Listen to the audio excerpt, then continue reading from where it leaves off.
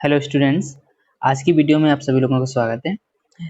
जो भी स्टूडेंट्स हमारे साथ जुड़े हुए हैं 2019 के प्रीवियस ईयर क्वेश्चन पेपर का वीडियो देखा हुआ है, 2018 का वीडियो देखा हुआ है, उन स्टूडेंट्स ने हमको स्पेशली कमेंट करके या बहुत सारे स्टूडेंट्स ने हमको स्पेशली व्हाट्सएप पे मैसेज करके बोला है कि सर आप एक 2020 का वीडियो भी, जैसे जो 2020 का जो फॉर्मेट है, किस टाइप के क्वेश्चंस आ सकते हैं, पॉसिबल क्वेश्चंस बन सकते हैं, ऐसा कोई एक वीडियो सर बना दीजिए तो कुछ हेल्प हो जाएगी 2020 एग्जाम के लिए। तो हमने क्या किया है, कुछ क्वेश्चंस आपके लिए लाए हैं।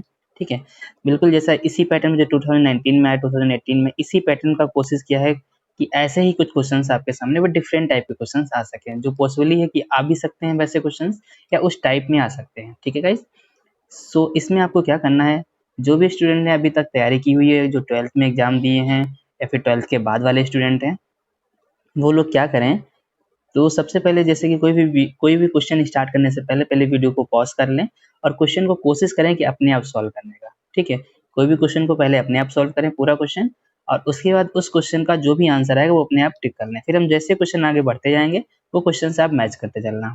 ठीक है गाइस, इससे आपका सेल्फ टेस्ट भी हो जाएगा कि आप कितने लेवल पे हो, आप कहाँ पे बिलोंग कर रहे हो। ठीक है, और जो भी स्टूडेंट जितने भी क्वेश्चंस अटेम्प्ट कर पाएगा वेल एंड गुड, बहुत अच्छी बात है। अगर आप 35 प्लस क्वेश्चन अटेम्प्ट कर लेते हो, सही सही अटेम्प्ट कर लेते हो, तो इसका मतलब आप बहुत अच्छी पोजीशन पे हो। ठीक है गाइस, तो अपना जो भी स्कोर आप अटेम्प्ट करना जितना भी कर सकते हो, ठीक है, 30 हो सकता है, 35 हो सकता है, 40 हो सकता है, वो हमको क्या करना है, कमेंट सेक्शन में बताना है कि आपने कितने क्वेश्चंस अटेम्प्ट किया, कितने आपने सही अटेम्प्ट किए। ठीक है गाइस, सो स्टार्ट करते हैं हमारा वीडियो। जो हमारा पहला क्वेश्चन है वो क्वेश्चन ये है। पहला क्वेश्चन हमने सेट से लिया हुआ है। ठीक है, कोशिश किया कि जितने भी चैप्टर हैं सारे चैप्टर्स को कवर किया हुआ है। ठीक है, जो पहला क्वेश्चन है वो ये है, a equals to x comma y x square plus Y square equal to 4। ये भी एक सर्कल है, पहली जो इक्वेशन दे रखी है वो भी सर्कल की है, और दूसरी इक्वेशन है वो भी क्या है, एक सर्कल की इक्वेशन है। ठीक है गाइस, अभी क्लियर है। तो पहली इक्वेशन सर्कल की है, तो हमको क्या है, ए एक हमको ए सेट दे रखा है, एक बी भी एक सेट है, तो हमें बताना है कि इन दोनों में कौन सा ऑप्शन करेक्ट है। तो पहला सर्कल है, तो ऐसा करते हम लोग सर्कल बना लेते हैं। कैसा सर्कल है, ठीक है, तो इस टाइप का एक सर्कल है।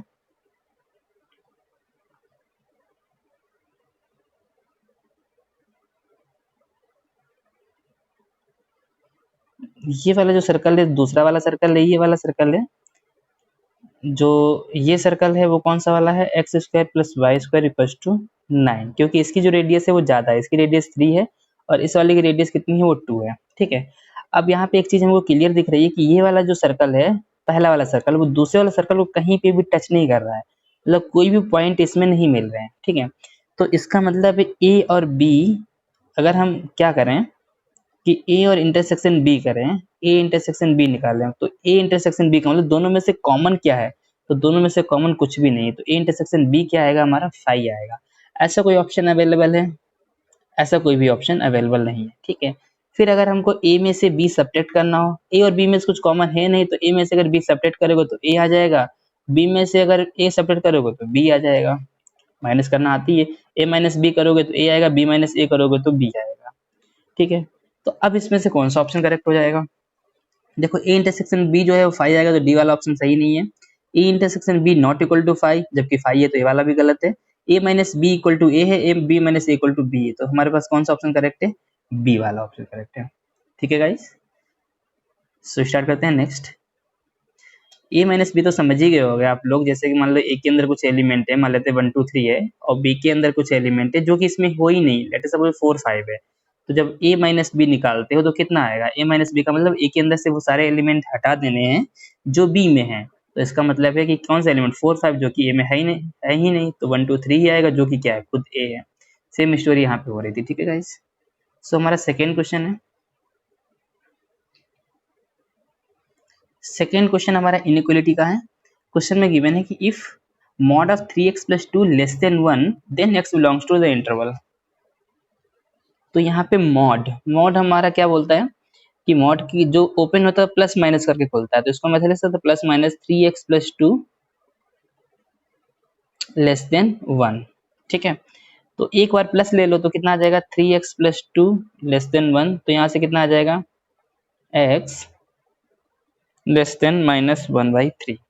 ठीक है, अब एक बार माइनस ले लो, जब माइनस लोगे तब कितना आएगा, -3x+2 लेस देन 1। तो यहाँ पे आ जाएगा 3x+2 ग्रेटर देन, इस माइनस का जब मल्टीप्लाई होगा पूरे में तो साइन चेंज हो जाता है। तो यहाँ से कितना आ जाएगा, ये तो आ जाएगा -3/3 -1 आ जाएगा। तो x की वैल्यू -1 से ग्रेटर है और -1/3 से लेस है। तो इसका मतलब क्या हो जाएगा, -1 to -1/3। तो ऐसा कौन सा ऑप्शन है, ऑप्शन नंबर ए। क्लियर है गाइस। नेक्स्ट क्वेश्चन में गिवन है the function f(x) = log x upon x is increasing in the interval. किस इंटरवल में ये फंक्शन जो है वो इंक्रीजिंग है। फंक्शन अगर इंक्रीजिंग होता है उसके लिए क्या कंडीशन होती है कि f' जो होना चाहिए वो क्या होना चाहिए, ग्रेटर देन 0। ठीक है, तो यहाँ पे हमारे पास f(x) दे रखा है log x अपॉन x, तो यहाँ से f' निकालोगे तो कितना आ जाएगा, तो ये fx अपॉन gx के फॉर्मेट में है, तो अपॉन में जो लिखा तो उसका स्क्वायर होता है x into D upon D x of log x, और लॉग एक्स का डिफरेंशियल कितना होगा, 1 upon x minus log x को एज इट इज रखना है और x का कितना हो जाएगा, 1 हो जाएगा। तो ऊपर कितना बचा, 1 minus log x upon x square, ये क्या होना चाहिए हमारे पास, ग्रेटर देन 0। तो इसका मतलब है कि 1 माइनस लॉग एक्स अपॉन में एक्स स्क्वायर क्या होना चाहिए, ग्रेटर देन 0। तो एक्स स्क्वायर तो हमेशा ही ग्रेटर देन 0 होता है, इसको तो इग्नोर करना है। जो ऊपर लिखा हुआ हमारा क्या होना चाहिए, ग्रेटर देन 0 होना चाहिए। 1 माइनस लॉग एक्स हो जाएगा वो ग्रेटर देन 0। यहाँ से अगर साइन चेंज करोगे तो कितना आ जाएगा, log x minus 1 less than 0। ठीक है, अब ये उधर चला जाएगा log x लेस देन 1। यहाँ बेस में e होता है, इसको कैसे सॉल्व करते हैं, x लेस देन e की पावर 1। तो यहाँ से आंसर आ गया x की वैल्यू जो है e से लेस है। अगर x की वैल्यू e से लेस है और log x की एक क्वालिटी होती है, अगर log x लिखा हुआ तो ये जो x होगा वो हमेशा और हमेशा क्या होना चाहिए, ग्रेटर देन 0 होना चाहिए। तो ये कह रहा है कि x ग्रेटर देन 0, ये कह रहा है कि x लेस देन e है, तो x की वैल्यू कहाँ से कहाँ तक होगी, 0 से e। तो आंसर जो आएगा वो आएगा x belongs to 0 to e। ठीक है, 0 टू e वाला हमारा कौन सा ऑप्शन करेक्ट हो जाएगा, बी। यहाँ पे एक इसको और समझ लो कि ये वाला कैसे आया यहाँ से यहाँ तक। तो इसमें क्या होता है, अगर ऐसा लिखा हो log x base a equals to n, या यूं हो कि यहाँ n हो और यहाँ पर x हो। अगर यहाँ पर मान लेते n है और यहाँ पे x है, तो n की वैल्यू क्या होती है, a to the power x होती है। ठीक है, log की बेसिक क्वालिटी है। और log में अगर ऐसा लिखा हो log n बेस है, तो इसके लिए कंडीशन होती है n की वैल्यू ग्रेटर देन 0 होनी चाहिए, a की वैल्यू भी ग्रेटर देन 0 होनी चाहिए, a की वैल्यू कभी भी 1 नहीं होगी। ये कंडीशन होती है log को सेटिस्फाई करने की। क्लियर है गाइस। बाकी इसमें ऑप्शन कौन सा करेक्ट हो जाएगा, बी वाला। If the points whose position vector, ये वेक्टर का क्वेश्चन है, पोजीशन वेक्टर हमको गिवन है, एक ये वेक्टर गिवन है, एक ये वेक्टर गिवन है, एक ये वेक्टर गिवन है, 3 वेक्टर हमको गिवन है। ठीक है, अब अगर हमको 3 वेक्टर गिवन है, अब हमें बताना है कि इसमें अगर एक कोलिनियर है तीनों वेक्टर, तो बताना है कि p की वैल्यू क्या होगी।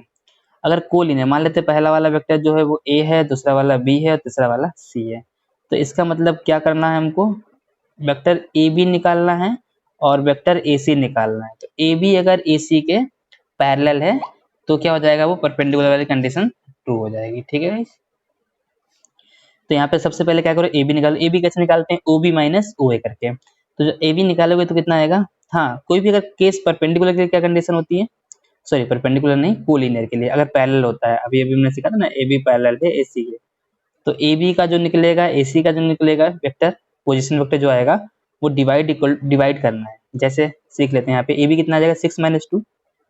तो सबसे पहला काम करते हैं, A B vector 6 - 2 4i cap -j -2j cap 2 - 1 + k cap. ठीक है, ऐसे ही ए सी वेक्टर निकालो तो वो कितना आएगा, 12i cap -5 -1 -6j cap plus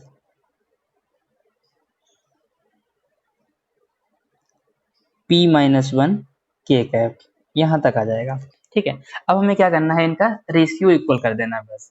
तो यहाँ कितना आ जाएगा, 4/12 equals to -2/-6 equals to k की वैल्यू k कैप है, तो इसका कोफिशिएंट कितना है, 1 है, तो यहाँ कितना आएगा 1/p-1। ठीक है, अब इसको इक्वल कर दो, ये भी ये 1/3 आ रहा है, इसको कैंसिल करोगे तो ये 1/3, तो इसका मतलब p-1 की वैल्यू कितनी आ रही है, 3। तो p की वैल्यू कितनी आ जाएगी, 4। तो पूछा कहते हैं पी की वैल्यू पूछी गई, तो ऑप्शन कौन सा करेक्ट हो जाएगा? बी ऑप्शन करेक्ट है। पी की वैल्यू कितनी आ रही है? 4।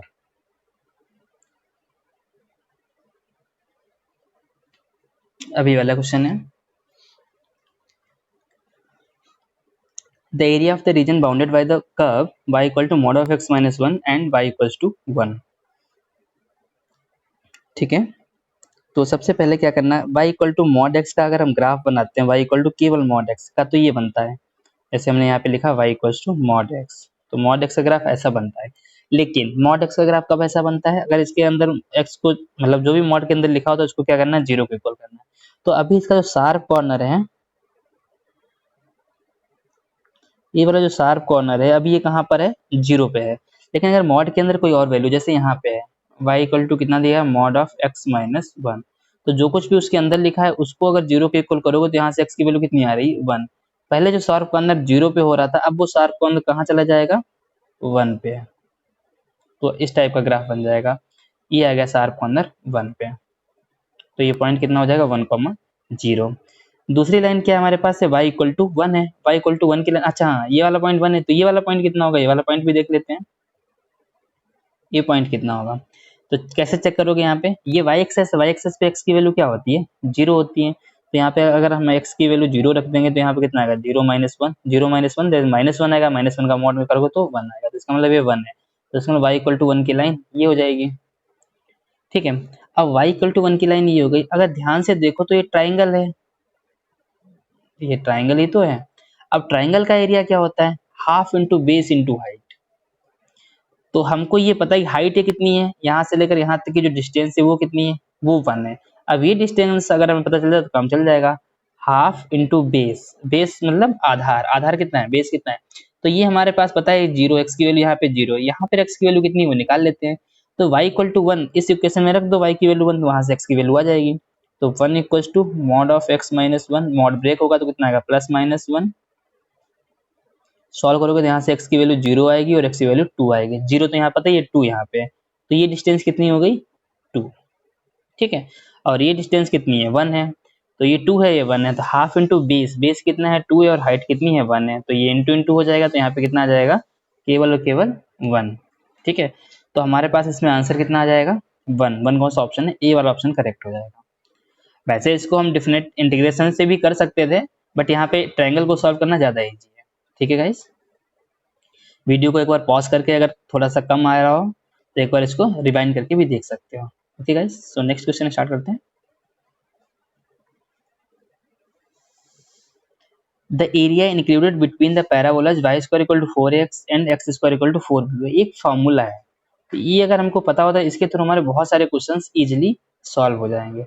तो ये किस टाइप का पैराबोला होता है? एक ऐसा पैराबोला होता है और एक इस टाइप का पैराबोला होता है, ऊपर वाला।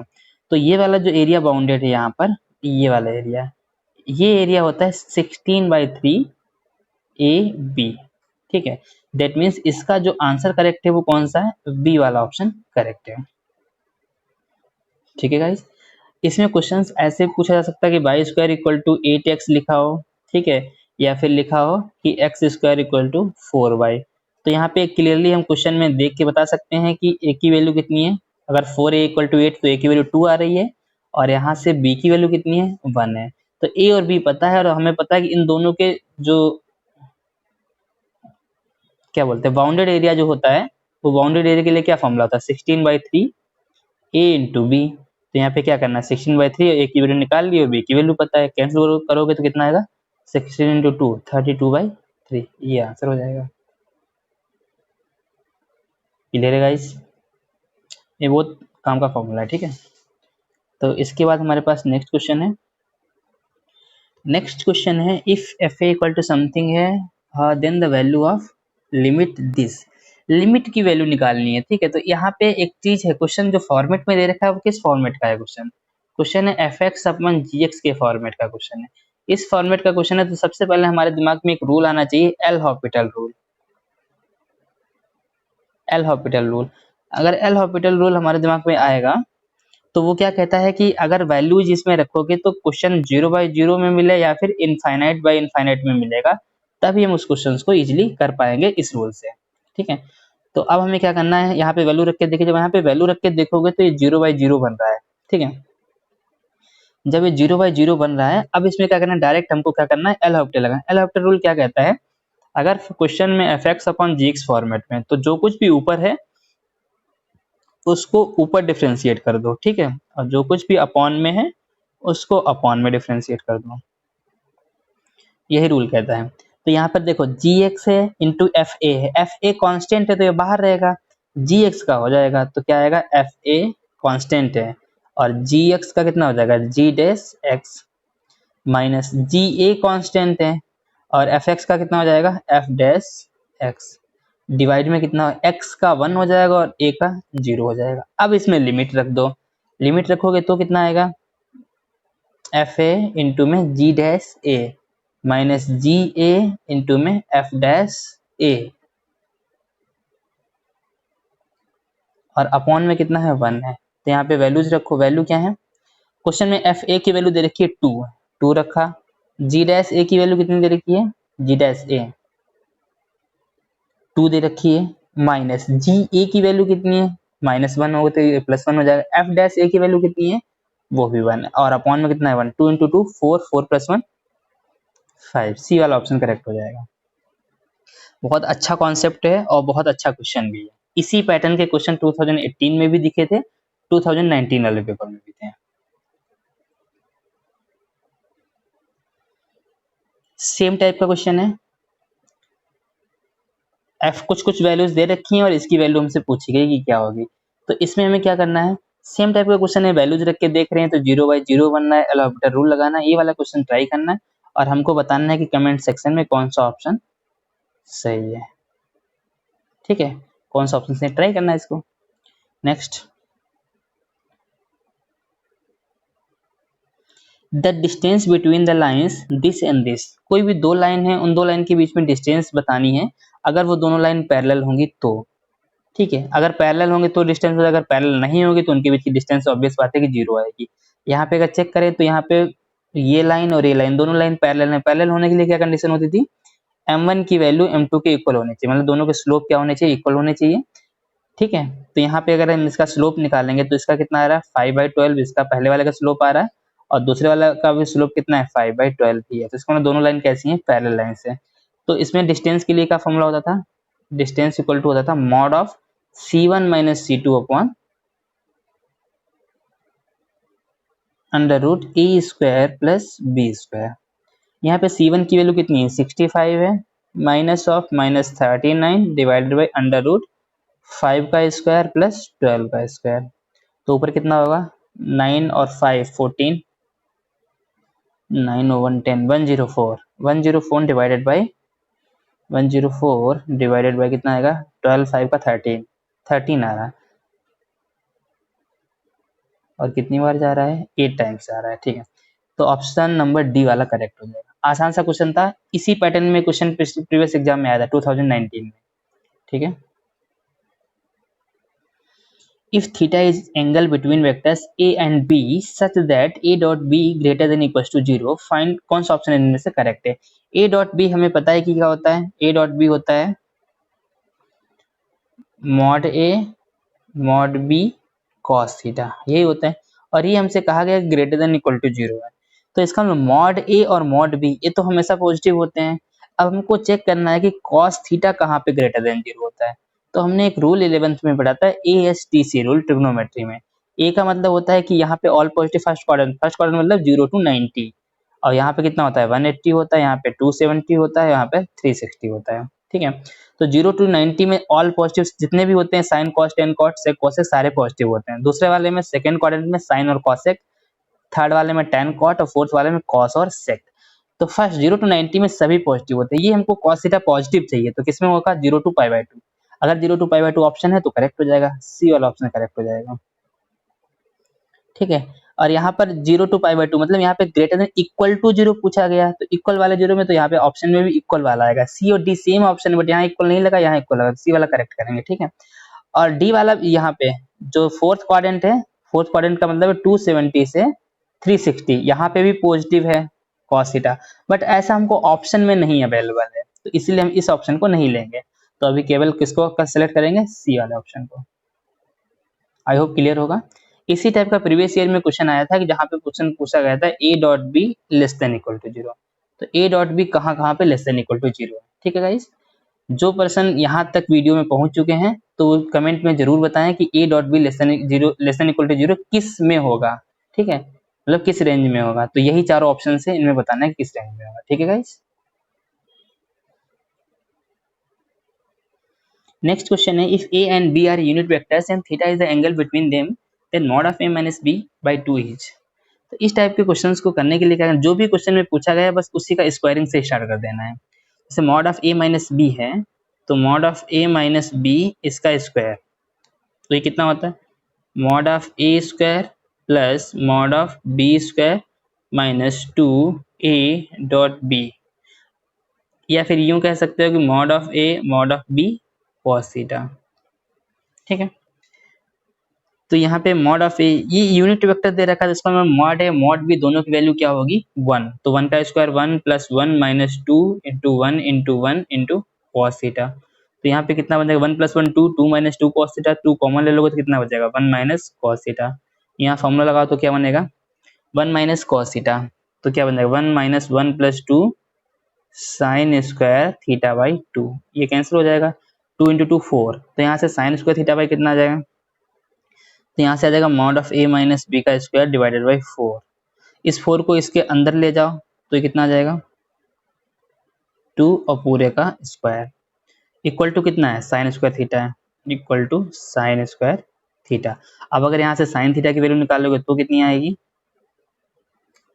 जब यहाँ से साइन थीटा की वैल्यू निकाल दोगे तो दोनों तरफ से स्क्वायर हट जाएगा तो कितना आएगा mod of A minus B divided by 2, ये आ जाएगा। और हमसे पूछा गया था इसकी वैल्यू कितनी होगी, तो इसकी वैल्यू कितनी आ रही है sine theta by 2, sine theta नहीं था सॉरी, यहाँ पे साइन थीटा बाई 2 था। तो साइन थीटा बाई 2 हमारा कौन सा ऑप्शन करेक्ट हो जाएगा, पहला वाला ए ऑप्शन। ठीक है गाइस, अब अगर यही एक क्वेश्चन होता mod of A plus B divided by 2, इसकी वैल्यू क्या होगी। ठीक है, ये वाले क्वेश्चन कमेंट करके बताना क्या आंसर आएगा इसका। ओके गाइस, कोशिश करो यहाँ पे सीखने की कि हम एक क्वेश्चन से बहुत सारे क्वेश्चन किसी भी टाइप का क्वेश्चन पूछ सकते हैं। ठीक है guys,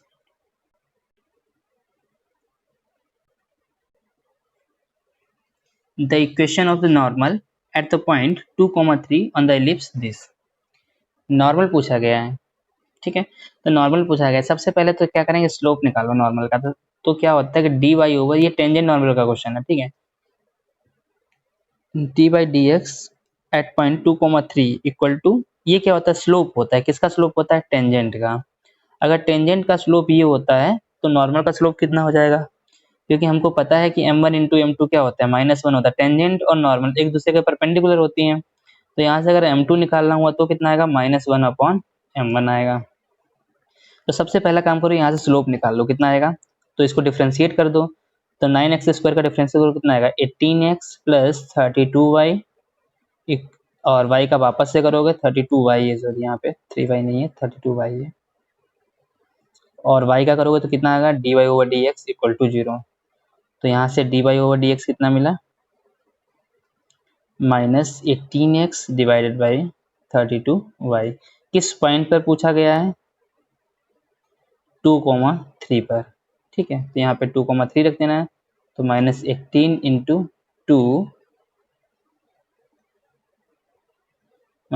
into 2 divided by 32 into 3, cancel करोगे तो कुछ बार जा रहा होगा 2 16 जा रहा, 3 6 जा रहा, फिर 2 से जा रहा 2 3 और 2 8, -3/8 आ रहा है। ठीक है, तो m1 की वैल्यू कितनी आ रही है -3/8। और अब हमें क्या चाहिए m2 चाहिए, मतलब स्लोप ऑफ नॉर्मल। तो m2 कितना हो जाएगा 8/3 हो जाएगा, उल्टे तो करना है। तो m2 कितना आ जाएगा, m2 जो आएगा वो कितना आएगा 8/3। तो हमको m2 मिल गया। m2 नॉर्मल का स्लोप है, अगर एक पॉइंट पता है स्लोप पता है तो उस लाइन की इक्वेशन निकाल सकते हो, सिंपल है y minus y1 equals to m x minus x1। तो यहाँ पे y माइनस y1 कितना है 2, 3 तो 3, m की वैल्यू कितनी है 8/3 x माइनस 2। इसको सॉल्व करना है ना, आंसर आ जाएगा, तो इसका बी वाला ऑप्शन करेक्ट हो जाएगा। The order of the differential equation of all circles of radius r having center on y-axis and passing through the origin is। ठीक है, डायग्राम बना लो। सबसे पहले क्या कहना चाह रहे हैं कि ओरिजिन से पास हो रहा है और इसका सेंटर जो है वाई एक्सिस पे है, इस टाइप का हो सकता है, ऊपर भी हो सकता है या नीचे भी हो सकता है, ठीक है, दोनों साइड किधर भी हो सकता है। अगर इस साइड जो उसका सेंटर कितना हो जाएगा 0, के मान लेते हैं, और रेडियस क्वेश्चन में आर गिवन है। जो चीज गिवन होती है उसको हम आर्बिट्री कांस्टेंट नहीं लेते हैं, वो एक क्या होता है, एक नॉर्मल कांस्टेंट होता है, ठीक है। तो यहाँ से अगर हम इक्वेशन इसकी लिखेंगे तो क्या लिखेंगे, एक्स माइनस 0 का whole square plus Y minus K का whole square equal to R square. R square एक कांस्टेंट है, ठीक है, और के जो है वो एक आर्बिट्री कांस्टेंट है, और 0 0 है। तो यहाँ पे कितने आर्बिट्री कांस्टेंट आ रहे हैं, केवल एक आर्बिट्री कांस्टेंट आ रहा है, इसलिए तो इसमें क्या होगा, केवल एक बार डिफरेंशिएट करना पड़ता है। जितनी बार हम डिफरेंशिएट करेंगे उतना ही ऑर्डर होता है, तो इसका ऑर्डर कितना हो जाएगा 1। हमसे इक्वेशन नहीं पूछी गई, हमसे केवल ऑर्डर पूछा गया है, तो हम क्या करेंगे, हम केवल ऑर्डर निकाल लेंगे। यहाँ पे ऑर्डर कितना हो जाएगा 1, ठीक है। आर क्यों आर्बिट्री कांस्टेंट नहीं, क्योंकि आर क्वेश्चन में गिवन है, जो चीज क्वेश्चन में गिवन होती है वो आर्बिट्री कांस्टेंट नहीं है। If sin inverse x by 5 plus cosec inverse 5 by 4 is equals to pi by 2, find the value of x। तो एक हमें सिंपल सा लॉजिक है इसमें। आईटीएफ में इनवर्स ट्रिग्नोमेट्रिक फंक्शन में क्या होता है कि sin inverse x plus cos inverse x जो होता है वो क्या होता है पाई बाई 2, ये होता है। तो यहाँ पे sin inverse x by 5 plus cosec inverse x by 5 equal to pi by 2 दे रखा है। अगर इस cosec वाले को हम cos में चेंज कर लें तो काम चल जाएगा, ठीक है। तो cosec इनवर्स 5/4 है, इसको अगर मैं थीटा के इक्वल किया तो यहाँ से कितना आ जाएगा, cosec theta equal to 5/4। cosec theta क्या होता है, cosec थीटा क्या होता है, हाइपोटेनस अपॉन परपेंडिकुलर। तो ये 5 हो जाएगा, ये 4 हो जाएगा, तो ये कितना आ जाएगा 3 हो जाएगा। तो यहाँ से cos थीटा कितना हो जाएगा 3/5 हो जाएगा। तो थीटा इक्वल टू कितना आ जाएगा cos इनवर्स 3/5। तो यहाँ पे sin इनवर्स x/5, अब हम इसको क्या लिख सकते हैं, sin inverse x/5 plus cos inverse 3/5 equals to कितना लिख सकते हो पाई/2, ठीक है। और यहाँ पे क्या होता है, ये पाई/2 कब होता है, जब x की वैल्यू और ये वाला x सेम होता है। तो यहाँ पे कितना x/5 की वैल्यू 3/5 के सेम होगी, तभी ये पाई/2 आएगा। तो यहाँ से क्लियर मैसेज मिला कि x की वैल्यू क्या आएगी 3। तो डी वाला ऑप्शन हमारा करेक्ट हो जाएगा, ठीक है।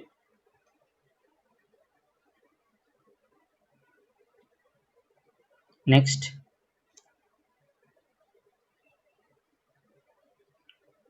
To tan inverse 1/3 plus tan inverse 1/7, इसकी वैल्यू पूछेगी क्या होगी, ठीक है। तो यहाँ पे हम इसको कैसे कर सकते हैं, यहाँ पे हमारे पास बहुत सारे फॉर्मूले। तो टू tan इनवर्स x का फॉर्मूला होता है, टू tan इनवर्स x का फॉर्मूला कितना होता है, tan inverse 2x upon 1 minus x square, या तो ये लगा लो, ठीक है। अगर इसका फॉर्मूला याद हो, टू tan इनवर्स x का फॉर्मूला ये होता है, अगर याद आ रहा है तो यही लगा लो। अगर याद नहीं आ रहा तो इसको क्या करो, इसको ब्रेक कर लो दो में। तो यहाँ पे कितना हो जाएगा tan इनवर्स 1/3, ठीक है, plus tan inverse 1/3 plus tan inverse 1/7। पहले इन दोनों को सॉल्व कर लो, इनका जो रिजल्ट है बाद में इसके साथ सॉल्व करना, आंसर आ जाएगा, ठीक है। ट्राई करना, या तो इससे लगा के देखना पहले वाले से और इससे, दोनों से जो भी आंसर आ रहा है उसको कमेंट सेक्शन में बताना, देखो क्या आ रहा है, ठीक है। क्लियर है गाइस इतना। अब आते हैं नेक्स्ट क्वेश्चन पे। नेक्स्ट क्वेश्चन पे क्या कह रहे हैं, if p and q are two simple propositions then p arrow q is false when। ये किसका क्वेश्चन है, ये क्वेश्चन है मैथमेटिकल रीजनिंग का। मैथमेटिकल रीजनिंग एक टॉपिक है मैथमेटिक्स में, ठीक है, जो क्लास 11th में होता है, ठीक है, उस टॉपिक का ये क्वेश्चन है। तो वहां पे हमसे ये पूछा गया है कि बताओ कि इनमें से अगर पी एरो क्यू मतलब एक कंडीशनल स्टेटमेंट है, इसकी जो वैल्यू होती है वो होती है नेगेशन ऑफ पी और क्यू। ये और का सिंबल है ओ आर, ठीक है, नेगेशन पी और क्यू। जिन्होंने पढ़ा होगा उनको अच्छे से क्लियर होगा कि क्या चल रहा है यहाँ पे, ठीक है। फिर क्वेश्चन में बोला गया पहला ऑप्शन क्या है, पी इज ट्रू, बोला गया फॉल्स होना चाहिए स्टेटमेंट, ठीक है। और वाले केस में क्या होता है, और वाले केस में ये होता है कि टी और टी अगर लिखा हो तो टी आएगा, टी और को एज ए प्लस की तरह ट्रीट कर सकते हो, टी और एफ लिखा होगा तो भी टी आएगा। मतलब टी मतलब 1 है, एफ मतलब 0, ऐसा समझ लो, और 1 और 0 को ऐड करोगे तो 1 ही आएगा, ठीक है। या एफ और 1 को मतलब 0 और 1 को ऐड करोगे तो भी 1 ही आएगा, लेकिन 0 और 0 को ऐड करोगे तब कितना आएगा, 0 और 0 को ऐड करोगे तब जाके वो 0 आएगा। तो हमें ऐसा वाला एक केस ढूंढना है जहां पर ये फॉल्स स्टेटमेंट आए। ठीक है, इतना क्लियर है। अब यहाँ पे देखो पहला क्या है, P is true and Q is true. अगर P ट्रू होगा, अगर ये P ट्रू होगा तो उसके आगे नेगेशन लगा हुआ तो वो नेगेशन इसको फॉल्स कर देगा। फॉल्स और Q क्या, Q ट्रू है तो F और T का क्या आ रहा है, T आ रहा है, तो ये वाला कंडीशन हमारा नहीं है, सही नहीं है। दूसरा क्या है, P अगर फॉल्स हुआ, P अगर फॉल्स हुआ, अगर P हमारा फॉल्स हुआ, यहाँ पे क्या लिखा था, नेगेशन ऑफ P और Q। अगर P फॉल्स हुआ, नेगेशन P क्या हो जाएगा, ट्रू हो जाएगा। ट्रू और कुछ भी करोगे तो भी ट्रू आएगा, तो ये वाला भी गलत हो गया। सी ऑप्शन क्या है, P अगर ट्रू है, P ट्रू है तो negation of P true, negation of P क्या होगा, फॉल्स आएगा। और क्वेश्चन में Q फॉल्स दे रखा तो और ये भी फॉल्स होगा। फॉल्स और फॉल्स, इसका फॉल्स आ रहा है, तो यहाँ पे हमारा कौन सा ऑप्शन करेक्ट हो जाएगा, C option. The equation of circle passing through 3, -6 and touching both the access.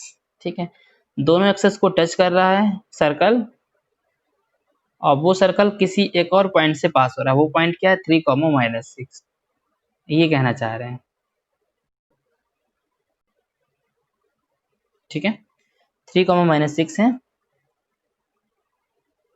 तो इसमें सबसे बेस्ट ऑप्शन है कि ये 3, -6 जो है वो किस पे होगा, इस सर्कल पे होना चाहिए। तो यही सर्कल की इक्वेशन है, चारों में से कोई एक इक्वेशन दे रखी है। तो क्या अगर 3, -6 उठाकर इनमें ऑप्शंस में रखना शुरू करो, जिस ऑप्शन में सेटिस्फाई कर जाए वही आंसर करेक्ट है। ठीक है, तो क्या करते हैं, पहले वाले में रख लेते हैं। रखा कितना आएगा, 3 का स्क्वायर 9, -6 का स्क्वायर 36, -6 इंटू 3 -18, +6 इंटू -6 -36 और +9, ये कैंसिल हो रहा है, 9 9 18 पूरा कैंसिल हो रहा है, तो 0 आ रहा है। पहला ये वाला ऑप्शन करेक्ट है। ठीक है, बाकी में रख के देख लेना, उसमें नहीं आ रहा होगा। सबसे इजीएस्ट मेथड यही है, पॉइंट्स उठा के उसमें रख लेना और जो ऑप्शन मैच कर जाए वही करेक्ट ऑप्शन है। The smallest positive integer n for which this equal to this, ये कॉम्प्लेक्स का क्वेश्चन बहुत बहुत बार पूछा गया क्वेश्चन है। ठीक है, तो 1 + i अपॉन 1 - i लिखा हुआ है, इसके कॉन्जुगेट से अगर हम ऊपर नीचे मल्टीप्लाई कर दें तो क्या आ जाएगा, ऊपर 1 + i का होल स्क्वायर हो जाएगा, जो कि कितने के इक्वल आएगा, 1 + i² + 2i, अपॉन में कितना आएगा, a² - b²। तो 1 - i², की वैल्यू कितनी होती है, -1, तो ये 1 और ये 1 कैंसिल हो जाएगा, ऊपर बचेगा 2i, और अपॉन में कितना है, 2 है, 2 से 2 कैंसिल हो जाएगा, तो ये कितना आएगा, i की पावर कितना आएगा, n, i की पावर n = 1 है। तो ये चीज हमें पता है कि i की पावर 4 जो होगा वो आता है 1 के इक्वल। लीस्ट इंटीजर हमसे पूछा गया था, स्मॉलेस्ट पॉजिटिव इंटीजर, तो n की वैल्यू कितनी आनी चाहिए, 4। ठीक है, इसके बाद सेम क्वेश्चन है, 1 + i अपॉन 1 - i की पावर n इक्वल्स टू एक इंटीजर आया है। क्वेश्चन में 1 ना देकर बोल दिया गया एक इंटीजर आया है, तो बताओ n की सबसे स्मॉलेस्ट वैल्यू क्या होगी, जो n की जो है स्मॉलेस्ट लीस्ट पॉजिटिव इंटीजर बताना है n, वो कितना आएगा। क्लियर है गाइस, ये वाला क्वेश्चन भी हमको कमेंट करके बताना क्या आएगा, बहुत अच्छा क्वेश्चन है।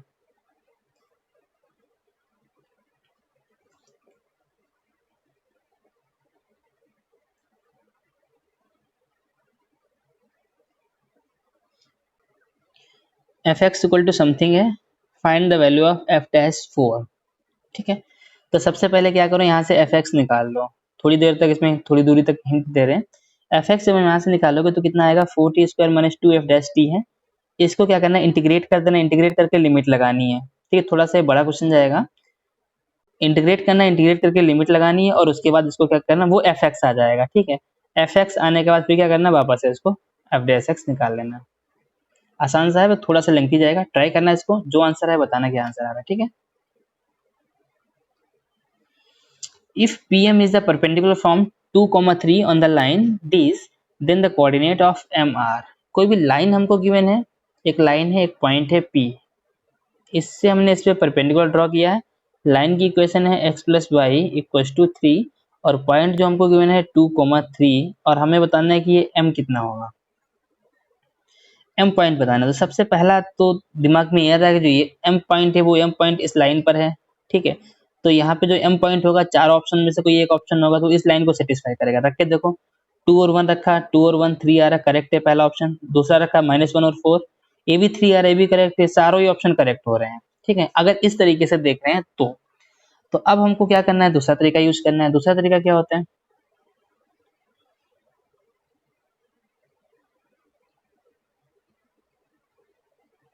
तो यहाँ पर सबसे पहला काम करो, P दिया गया है इस लाइन, ये लाइन एक दूसरे की परपेंडिकुलर है, इतना तो समझ में आ रहा है कि ये परपेंडिकुलर है। इसका स्लोप हम निकाल सकते हैं, इस लाइन का स्लोप होता है -x का कोफिशिएंट अपॉन y का कोफिशिएंट। तो x का कोफिशिएंट कितना है, 1 है, और y का कोफिशिएंट कितना है, 1 है। तो m की वैल्यू 1 -1 आ रही है इस लाइन का स्लोप। इस लाइन का स्लोप -1 है, तो इस लाइन का स्लोप कितना आ जाएगा, 1 आ जाएगा। अगर इस लाइन का स्लोप हमको 1 पता है तो ये पॉइंट पता है और ये स्लोप पता है, तो इसकी इक्वेशन निकाल सकते हो। y-3 = 1, x - 2। तो ये कितना आ जाएगा, y-3 = x - 2। तो यहाँ से कितना आ जाएगा, x - y = -1। ये दूसरी इक्वेशन मान लेते हैं और ये इक्वेशन पहली मान लेते हैं। इन दोनों का इंटरसेक्शन पॉइंट ही तो पूछा गया है हमसे, तो इन दोनों को सॉल्व करेंगे, x y की वैल्यू निकाल लो। अगर सॉल्व करोगे तो कितना आएगा, 2x = 2, x की वैल्यू 1 आ रही है, x की वैल्यू 1 अगर इसमें रख दोगे तो y की वैल्यू कितनी आ जाएगी, 2 आ जाएगी। तो सी वाला ऑप्शन हमारा करेक्ट हो जाएगा। ये सबसे अच्छा मेथड है, बट इसके लिए एक फॉर्मूला भी होता है, वो फॉर्मूला मोस्टली हम लोग भूल जाते हैं या फिर थोड़ा स्किप कर देते हैं, ठीक है। वो थोड़ा इस टाइप के, तो उसमें भी थोड़ा टाइम ही लगता है, x - x1/a = y - y1/b, थोड़ा लेंथी जाता है, ठीक है। ये वाला मेथड बहुत ईजी पड़ता है इसके लिए, ठीक है। क्लियर है guys. Question number next, if A and B are symmetric matrices of the same order, then AB - BA is equals to, ठीक है। सिमेट्रिक मैट्रिक्स है और हमसे पूछा गया है कि AB - BA जो होगा वो सिमेट्रिक होगा या स्क्यू सिमेट्रिक होगा। तो यहाँ पे हम लोग चेक कर सकते हैं कि सिमेट्रिक, अच्छा हाँ, कंडीशन क्या होती है सिमेट्रिक और स्क्यू सिमेट्रिक के लिए। तो सिमेट्रिक के लिए कंडीशन होती है कि A की वैल्यू जो होगी वो A ट्रांसपोज आनी चाहिए, और स्क्यू सिमेट्रिक के लिए कंडीशन होती है A की वैल्यू -A ट्रांसपोज के इक्वल आनी चाहिए, यही कंडीशन होती है, ठीक है। तो यहाँ पे हम क्या कर लेते हैं, हमको AB - BA पूछा गया, क्वेश्चन में गिवन भी है कि A और B जो है वो कैसे हैं, सिमेट्रिक मैट्रिक्स हैं, ठीक है। तो इसका मतलब ये है कि क्वेश्चन में ये चीज हमको गिवन है कि A की वैल्यू A ट्रांसपोज है और B की वैल्यू B ट्रांसपोज है। अब हमें ये चेक करना है, तो हमको क्या चेक करना है, AB - BA इसका ट्रांसपोज निकाल लेते हैं। अगर ये ट्रांसपोज वापस से AB - BA मिल गया तब तो कैसा होगा, सिमेट्रिक होगा, ठीक है। और अगर ये माइनस के साथ मिला तब कैसा आएगा, पर -AB - BA मिला तब कैसा होगा, स्क्यू सिमेट्रिक होगा। यही हमने सीखा है, ठीक है। तो यही चीज हम निकालना स्टार्ट करते हैं। तो AB - BA निकाला हमने, ठीक है। कोई भी अगर इनटू में क्या होता है, अगर इसका हम ट्रांसपोज निकालेंगे तो प्लस या माइनस वाला डायरेक्ट ओपन होता है, तो क्या लिख के आ जाएगा नीचे, AB इसका ट्रांसपोज -BA, ये प्रॉपर्टी होती है ट्रांसपोज, ठीक है। अब अगर AB का ट्रांसपोज निकालोगे तो क्या आएगा, ये उल्टा हो जाता है, B transpose A transpose minus A transpose B transpose. B transpose की वैल्यू B है, A ट्रांसपोज की वैल्यू A है। यहाँ से अगर माइनस कॉमन ले लोगे तो कितना आएगा, AB - BA। तो AB - BA का ट्रांसपोज निकाला, -AB - BA, इसका मतलब क्या हो जाएगा, ये स्क्यू सिमेट्रिक। क्लियर है guys. Next, A equal to something है, in the set A equal to something, a relation R is defined by R equal to something, और condition x less than y, then R is, पूछा गया कि R क्या होगा, ठीक है। तो इसमें क्या करना है, कंडीशन के साथ सबसे पहले R लिख लो। जब हम R लिखेंगे तो क्या लिखेंगे, x लेस देन y है, तो क्या क्या हो सकता है कि 1,2 1,2 मिल सकता है, 1,3 मिलेगा, 1,4 मिलेगा, 1,5 मिलेगा, और क्या मिलेगा, 2,3 2,4 2,5 और 3,4 3,5 और क्या मिलेगा, 4,5, ये R मिलेगा हमको, ठीक है। रिफ्लेक्सिव के लिए कंडीशन होती है A, बिलोंग्स टू R, मतलब सेम सेम वाला होना चाहिए। रिफ्लेक्सिव के लिए कंडीशन है कि 1,1 2,2 3,3 ऐसा कुछ आना चाहिए, जो कि इस R में नहीं अवेलेबल है, तो इसका मतलब ये रिफ्लेक्सिव तो नहीं है। सिमेट्रिक के लिए क्या कंडीशन हुआ करती थी, सिमेट्रिक के लिए होती थी अगर A, B है तो उस क्वेश्चन में B, A जरूर होना चाहिए। डेट मीन्स अगर 1,2 क्वेश्चन में है तो 2,1 होना चाहिए, लेकिन यहाँ पे केवल 1,2 है, 2,1 नहीं है, तो इसलिए ये वाला कंडीशन भी क्या हो जाएगी, फॉल्स हो जाएगी। ठीक है, फिर एक केस और होता है, क्या होता है ट्रांजिटिव के लिए। ट्रांजिटिव वाले में क्या होता है, अगर a कॉमा बी है, डेटा सपोज 1,2 है, ठीक है, ट्रांजिटिव के लिए ऐसा समझ सकते हो, अगर a कॉमा बी है एंड b कॉमा सी उस रिलेशन में है, a कॉमा बी और b कॉमा सी, तब a कॉमा सी भी क्या होना चाहिए, R में होना चाहिए। तो यहाँ पे चेक कर लेते हैं क्या ऐसा है, अगर ऐसा होगा तो ट्रांजिटिव होगा, अथवा ट्रांजिटिव नहीं होगा। तो चेक कर लो यहाँ पे क्या हो जाएगा, तो 1,2 है, देखो 1,2 है और 2,3 है, मतलब ऐसा मिल रहा है 1,2 मिल रहा है और 2,3 मिल रहा है, 1,2 है 2,3 है, तो 1,3 होना चाहिए। क्या है 1,3? हाँ 1,3 अवेलेबल है। ठीक है, ऐसे ही हमने लिया 1,2 2,4, तो 1,4 होना चाहिए जो कि है, 1,2 2,5 1,5 जो कि है। अब लेते हैं 1,3 3,4, तो 1,4 है, 1,4 चेक कर लेना, सारे ही केसेस इसमें हैं, तो इसका मतलब ये केस क्या हो जाएगा, ट्रांजिटिव का। तो यहाँ पे क्या ऑप्शन करेक्ट हो जाएगा, transitive. The coefficient of x की power -10 in this expansion. Expansion क्या होता है, जैसे लिखा हो x plus a to the power n है, और इसमें हमें क्या चाहिए कि x की पावर कुछ का कोफिशिएंट चाहिए, क्या आएगा। ठीक है, तो इसमें क्या होता है, जनरल टर्म लिखना होता है T r plus one equals to कितना होता है एन सी आर एक्स की पावर एन माइनस आर और रेटेड पावर आर। यहाँ पर अगर माइनस लिखा होगा तो एक ही वैल्यू माइनस के टर्म में पिक कर लेना। ठीक है, ऐसे निकाल लेना, तो यहाँ पे कितना आ जाएगा, पूछा गया कि हमसे कोफिशिएंट पूछा गया, तो कोफिशिएंट के लिए हमको आर चाहिए होगा, तो यहाँ पे क्या हो जाएगा, तो सबसे पहला काम आ जाएगा 10 सी आर, एक्स की जगह पे लिखा हुआ है एक्स स्क्वायर, इसकी पावर कितनी हो जाएगी 10 माइनस आर, और ए की जगह पे क्या लिखा हुआ है, ए की जगह लिखा हुआ है -1/x³, और इसकी पावर कितनी है आर, इसकी पावर आर। ठीक है, अब यहाँ पे x की पावर कलेक्ट करो, x की पावर ऊपर ये 2 का मल्टीप्लाई 20 माइनस 2r, और ये 3r ऊपर जाएगा -3r, तो 20 माइनस 2r और -3r 20 माइनस 5r, तो कितना आएगा 10cr, और -1 की पावर अलग से लिख लो, ये -1 की पावर r आ रहा है। ठीक है, 10cr, अब कितना आएगा x की power 20 minus 2r minus 20 minus 5r। ठीक है, अब पूछा क्या गया हमसे था कि x की पावर -10 में पूछा गया कितना आएगा। ठीक है, तो इसका मतलब जो पावर में ऊपर लिखा हो 20 माइनस 5r, उसको किसके इक्वल कर देनी है कि -10 के इक्वल। जब हम -10 के जो भी इसमें पावर दिया है उसी के इक्वल कर देना, तो यहाँ पे कितना आ जाएगा 5r इक्वल टू 30, तो r equal to 30/5 that means 6। तो r की वैल्यू कितनी आ गई है 6। तो यहाँ पे कोफिशिएंट कितना बना, ये तो x तो चला ही जाएगा, तो कोफिशिएंट कितना बचा, ये बचा, बस इतना कोफिशिएंट है। तो -1 की पावर r -1 की पावर 6 कितना हो जाएगा, प्लस आ जाएगा 10c6, तो हमारा आंसर जो आएगा 10cr मतलब 10c6। अब 10c6 की जो वैल्यू आ रही होगी वही आंसर हो जाएगा। ठीक है, 10c6 शायद 210 आएगा, क्योंकि बाकी सारे तो निगेटिव आ रहे हैं, ये भी निगेटिव, ये भी निगेटिव, ये भी, तो एक ही ऑप्शन मिल रहा है पॉजिटिव का। देख लेने के बाद आंसर क्या आ रहा है। ठीक है गाइस, आंसर क्या करना है, कमेंट करके बताना है कि इसका आंसर क्या आ रहा है। गाइज अगर आप लोग लाइक और कमेंट और सब्सक्राइब करते हो चैनल को, तो हमको वीडियो बनाने में थोड़ा सा मोटिवेशन मिलता है। केवल और कुछ ऑप्शन नहीं चाहिए, बस केवल इतना चाहिए होता है कि आप लाइक करें, उसको अपने फ्रेंड्स में शेयर करें, उसको कमेंट करें थोड़ा सा। तो कमेंट वगैरह करते हैं तो इससे हमको थोड़ा इंटरेक्शन फील होता है कि हाँ ठीक है, कुछ स्टूडेंट्स हैं जो देख रहे हैं वीडियोज़ को, कुछ समझ रहे हैं, कुछ सीख रहे हैं, और हमको अगला वीडियो बनाने के लिए एक मोटिवेशन मिलता है। ठीक है गाइज, सो स्टार्ट करते हैं next. The distance moved by a particle in time t second is given by s equal to tq minus 6t square minus 15t plus 12. The velocity of the particle when acceleration becomes 0. अगर acceleration उसका 0 है तब हमें बताना है कि velocity क्या होगी, यही क्वेश्चन है। ठीक है, तो velocity क्या होता है, जैसे अगर s given होता है तो ds by dt जो होता है वो क्या होता है, velocity होती है। ठीक है, ds by dt जो होती है वो क्या होती है, velocity होता है। ठीक है, और अगर इसको एक बार और डिफ्रेंशिएट करते हैं, d2s by dt स्क्वायर, ये होता है एक्सीलरेशन।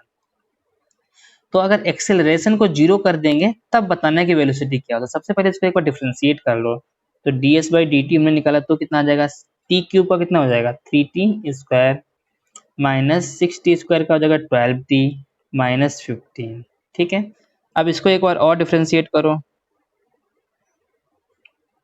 6t माइनस 12, एक्सीलरेशन को 0 कर देना, तो यहाँ से t की वैल्यू कितनी आ गई 2। इस t की वैल्यू 2 पर पूछा गया ds/dt कितना होगा, जहाँ पे t लिखा हो वहाँ पे क्या लिख देना 2 लिख देना है। यहाँ पे कितना आ जाएगा 3, t की वैल्यू कितनी है 2 है, 2 का square minus 12 into 2 minus 15,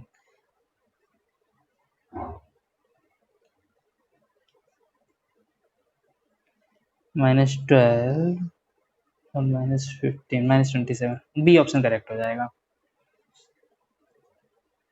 B वाला। ठीक है, माइनस 27 आंसर आ जाएगा। आसान सा क्वेश्चन था, इस टाइप के क्वेश्चंस बहुत आ रहे हैं पिछले, इसमें देखो इस टाइप का क्वेश्चन भी आ रहा है, एक फोर्स वाला क्वेश्चन आता है, जैसे बोला जाएगा कि ये कोई एक F1 इधर लग रहा है, एक F2 इधर लग रहा है और कुछ पर्टिकुलर एंगल पे लग रहा है, तो बताना है कि कुछ एंगल कितना होगा, फोर्स गिवन होगा, या रिजल्टेंट फोर्स बताना है कि कितना होगा। तो यहाँ पे रिजल्टेंट फोर्स F हुआ मान लो, तो उसकी वैल्यू कितनी होती है, फिजिक्स में भी यूज होता है, इसलिए इसमें हमने तो क्वेश्चन नहीं डाले हुए हैं। F1 square plus F2 square plus 2F1 F2 cos theta, इस टाइप का जो क्वेश्चंस बनते हैं, इसके भी बहुत सारे क्वेश्चंस इसमें बन रहे हैं। आईसीआर का 2019 वाला जो वीडियो है उसको अभी यहाँ पे हमने ऐड किया हुआ है आई बटन में, तो वहां से एक बार जिन्होंने नहीं देखा उसको देखना है, इसमें क्वेश्चंस बहुत सारे आए हुए हैं। ठीक है गाइस, इसका आंसर लगा लेता -27। ठीक है, नेक्स्ट है the equation of the plane containing the two lines this equal to this. इसके लिए एक बेसिक सा कॉन्सेप्ट है, बहुत सिंपल सा कॉन्सेप्ट है। तो इसमें क्या होता है कि अगर ये लाइन इस टाइप की है, मान लेते हैं कि x minus x1 upon a1, ठीक है, y minus y1 upon b1, z minus z1 upon c1, और दूसरी लाइन है x minus x2 upon a2, y minus y2 upon b2 and z minus z2 upon c2। ठीक है, तो इसके लिए प्लेन इक्वेशन है the equation of the plane containing the two lines. ठीक है, तो इसके लिए जो इक्वेशन आती है इसकी प्लेन की इक्वेशन वो क्या होती है, तो चाहे तो x1 को पिक कर लेना, चाहे तो x2 वाले, चाहे पहली वाली लाइन चाहे दूसरी वाली लाइन। ठीक है, तो ये हो जाएगा x minus x1, y minus y1 और z minus z1।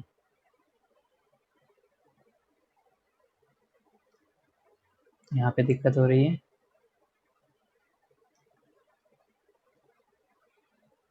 x minus x1, y minus y1, z minus z1, और इधर कितना आ जाएगा a1 b1 c1 a2 b2 c2 equal to क्या करना है 0।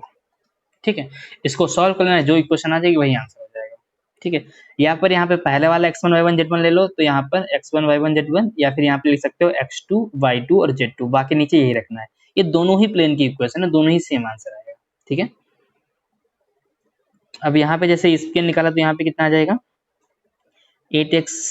हाँ, अब इसको लिखोगे तो कैसे लिखोगे, तो हम थोड़ा सा लिखे दे रहे, तो पहले में क्या आ जाएगा x माइनस 1 आ जाएगा, y प्लस 1 आ जाएगा और z आ जाएगा, डिवाइड में कितना आ जाएगा 2 माइनस 1 3 माइनस 1 3 माइनस 1, डिटरमिनेंट है इसको 0 को, बस इसको सॉल्व करना है, इसको सॉल्व करेगा जो आंसर आएगा वही आंसर हो जाएगा। ठीक है, तो इसका ए वाला ऑप्शन करेक्ट है।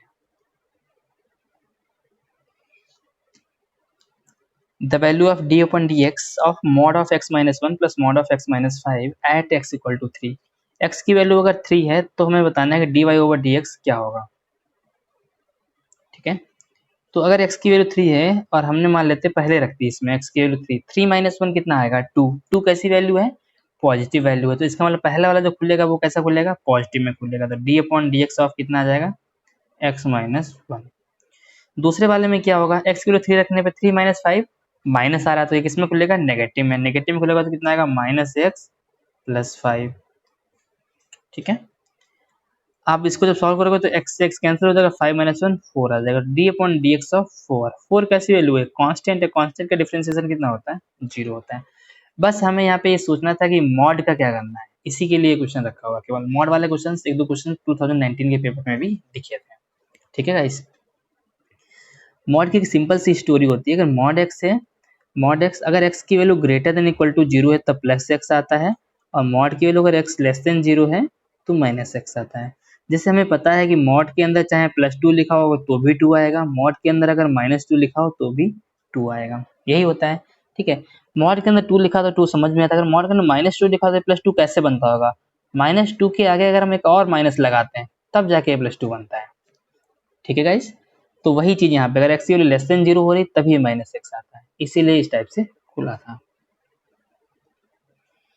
The variance of first n natural numbers is, तो हमको बताना है, इसके लिए डायरेक्ट फॉर्मूला होता है, ये वाला फॉर्मूला इसको याद रखना, वेरिएंस का।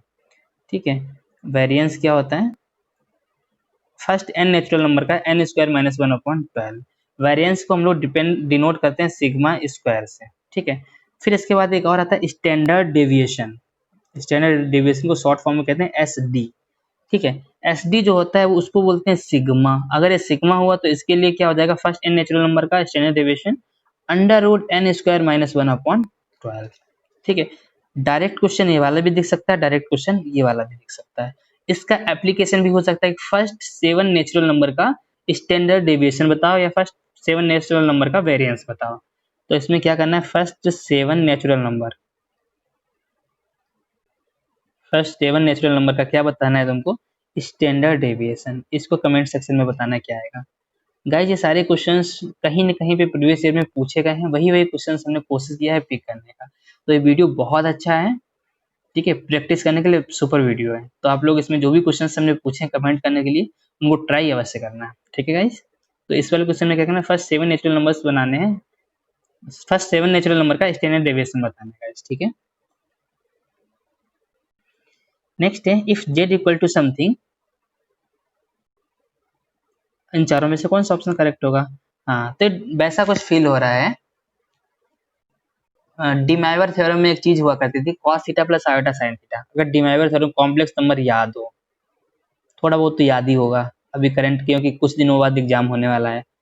cos theta plus iota sine theta की पावर n इक्वल टू कितना आ जाएगा, cos थीटा प्लस, हाँ इसमें क्या होता था, जो n पावर में होता था वो n कहाँ आता था, इधर आता था, cos n theta plus iota sine n theta. ठीक है, अब हमें क्या करना है, रूट 3/2 दे रखा है, रूट 3/2 किसकी वैल्यू, तो cos पाई बाई 6 की। तो z इक्वल टू कितना हो जाएगा, cos pi by 6 plus iota sine pi by 6, 1/2 pi by 6, इसकी पावर कितनी हो जाएगी 5, प्लस दूसरा कितना आ जाएगा cos pi by 6 minus iota sine pi by 6, और इसकी वैल्यू कितनी हो जाएगी 5। जब इसको सॉल्व करो 5 आगे आएगा, ओपन होगा, ये माइनस में रहेगा, ये प्लस में रहेगा, कैंसिल हो जाएगा। एक cos 5 pi by 6 cos 5 pi by 6, तो कितना बचेगा 2 cos 5 पाई बाई 6। ये केवल इसमें क्या मिला हमको, रियल नंबर्स मिला, इसके अंदर इमेजिनरी नंबर कोई भी नहीं है। तो इसका मतलब जेड में क्या है, imaginary number, imaginary part of Z क्या है, जीरो है। Imaginary part of Z zero है, तो कौन सा ऑप्शन करेक्ट है, बी वाला। ठीक है, फिर इसके बाद एक नेक्स्ट क्वेश्चन ये वाला, ये क्वेश्चन सभी लोग अपने आप ट्राई करना। ठीक है, और बताना इसका आंसर क्या आ रहा है कमेंट सेक्शन में। इसमें से जो भी क्वेश्चन हम दे रहे हैं, अगर ओवरऑल 35 प्लस क्वेश्चन आपने कर लिए तो आप बहुत अच्छी पोजीशन में हो। ठीक है, और सभी लोग स्टूडेंट्स सारे क्वेश्चन ट्राई करना, अपने आप से बताना किन किन लोगों ने 35 से ऊपर क्वेश्चन को अटेम्प्ट किया है, 35 प्लस क्वेश्चन करेक्ट हुए। Okay guys, the probability that at least one of the events A and B occurs is 0.6। One of the events at least में तो कितना आ जाएगा, probability of A union B हमको क्वेश्चन में गिवन है 0.6।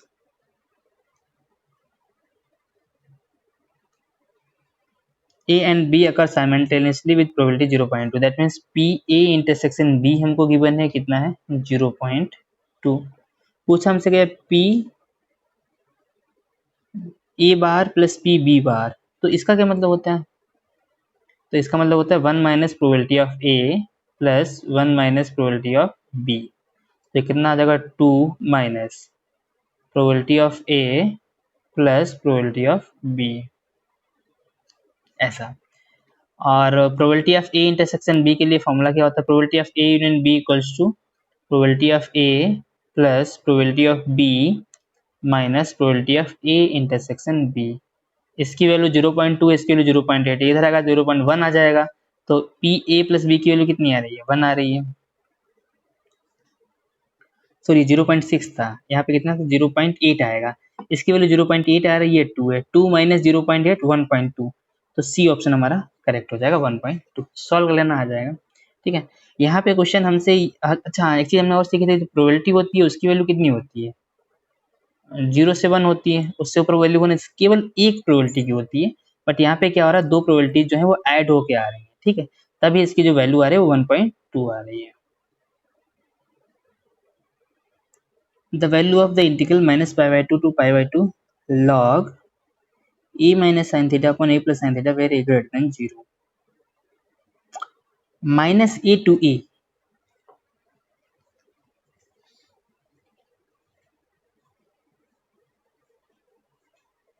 क्या कर सकते हैं इस क्वेश्चन में?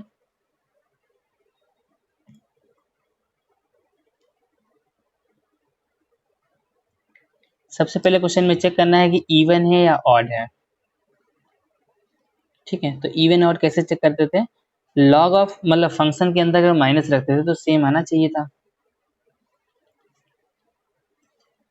इवन ऑड जैसे कि ये वाली प्रॉपर्टी हुआ करती थी, minus a to a f x d x अगर 2 times 0 to a f x d x होता था। लेकिन ये कब होता था? जब फंक्शन कैसा होना चाहिए? इवन। जब फंक्शन ऑड आता था तब 0 आता था। इवन का मतलब क्या होता था? एफ ऑफ माइनस एक्स की वैल्यू अगर एफ एक्स आ रही होगी तब इवन होगा। एफ ऑफ माइनस एक्स की वैल्यू अगर माइनस एफ एक्स आ रही है तब कैसे फंक्शन होगा? ऑड होगा। तो इसमें हमको इवन और ऑड फंक्शन चेक करना है कि है या नहीं। अगर ऑड होगा तो 0 आ रहा होगा, इवन होगा तो ये आ रहा होगा। इसके बाद फिर सॉल्व करना पड़ेगा। ठीक है, चेक करते हैं क्या आ रहा है। तो सबसे पहला काम किया हमने, एफ ऑफ माइनस थीटा निकाला। एफ ऑफ थीटा क्वेश्चन में given, f of minus theta निकाला, कितना आ जाएगा?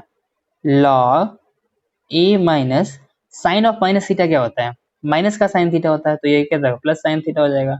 और अपॉन में कितना हो जाएगा? ए माइनस साइन थीटा। ठीक है, अगर इसको हम अपॉन उल्टा करें तो पावर में -1 आ जाएगा, जो कि माइनस आगे आ जाएगा। अगर इसको हम ऐसा भी लिख सकते हैं, log a minus sine theta upon में ए प्लस साइन थीटा और इसकी पावर -1। तो ये -1 जो होता है लॉग एम की पावर एन, तो ये आगे आ जाएगा। तो एफ ऑफ माइनस थीटा किसके इक्वल आ रहा है? माइनस एफ थीटा के। तो इसका मतलब क्या है? ये ऑड है। अगर ये फंक्शन ऑड है तो क्या कंडीशन होती है? अगर फंक्शन ऑड होता है तो डायरेक्ट आंसर क्या आता है? 0।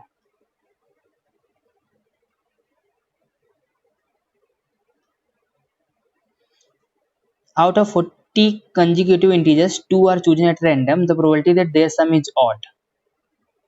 सम ऑड है। सम ऑड कब होता है? टोटल 40 इंटीजर्स हैं। लेटर सपोज लेट कर लेते हैं कि 1 2 3 ऐसे करके कितने इंटीजर्स हैं? 40 इंटीजर्स हैं। ठीक है, out of 40 integers 2 are chosen at random. कोई भी 2 चूज किए जा रहे हैं उनमें से, तो बताना उनका सम ऑड है। सम ऑड कब होता है? देखो, अगर दोनों नंबर्स हमारे पास, मान लेते हैं दोनों नंबर अगर इवन है, 2 और 2 को ऐड करोगे तो 2 आएगा। अगर दोनों नंबर ऑड है, 3 प्लस 3 करोगे तो भी 6। ये भी इवन है, ये भी इवन है। हमको क्या चाहिए? ऑड चाहिए। ऑड कब आएगा? ऑड तब आता है जब दोनों नंबर कैसे होने चाहिए? एक इवन होना चाहिए, एक ऑड होना चाहिए, तभी ऑड है। जैसे हमने 2 और 3 को ऐड किया तभी 5 आएगा, चाहे 3 प्लस 2 को ऐड करो तो भी 5 आएगा, है ना? अगर हमारे पास दोनों नंबर एक इवन हो और एक ऑड हो तो हमारे पास 20 नंबर्स इवन है, 20 नंबर्स ऑड है। अगर 40 जो हमारे कंसेक्यूटिव इंटीजर्स हैं तो ठीक है, तो हम क्या करें? 20 नंबर में से देखो, डिवाइड में क्या होता है? प्रोबेबिलिटी में टोटल प्रोबेबिलिटी, टोटल कितने नंबर है? 40 नंबर से 40 में से कितने सिलेक्ट हुए हैं? 2 सिलेक्ट हुए, तो 40 C2 आएगा। ठीक है, और उसमें से हमें क्या करना है कि ऊपर क्या आएगा? ऊपर जो पॉसिबल केसेस हैं हमारे पास वो कितना है कि हम 20 में से एक नंबर सेलेक्ट कर लें, कोई भी इवन नंबर, और 20 में से क्या करें? और ले लें 20C1 इंटू 20C1।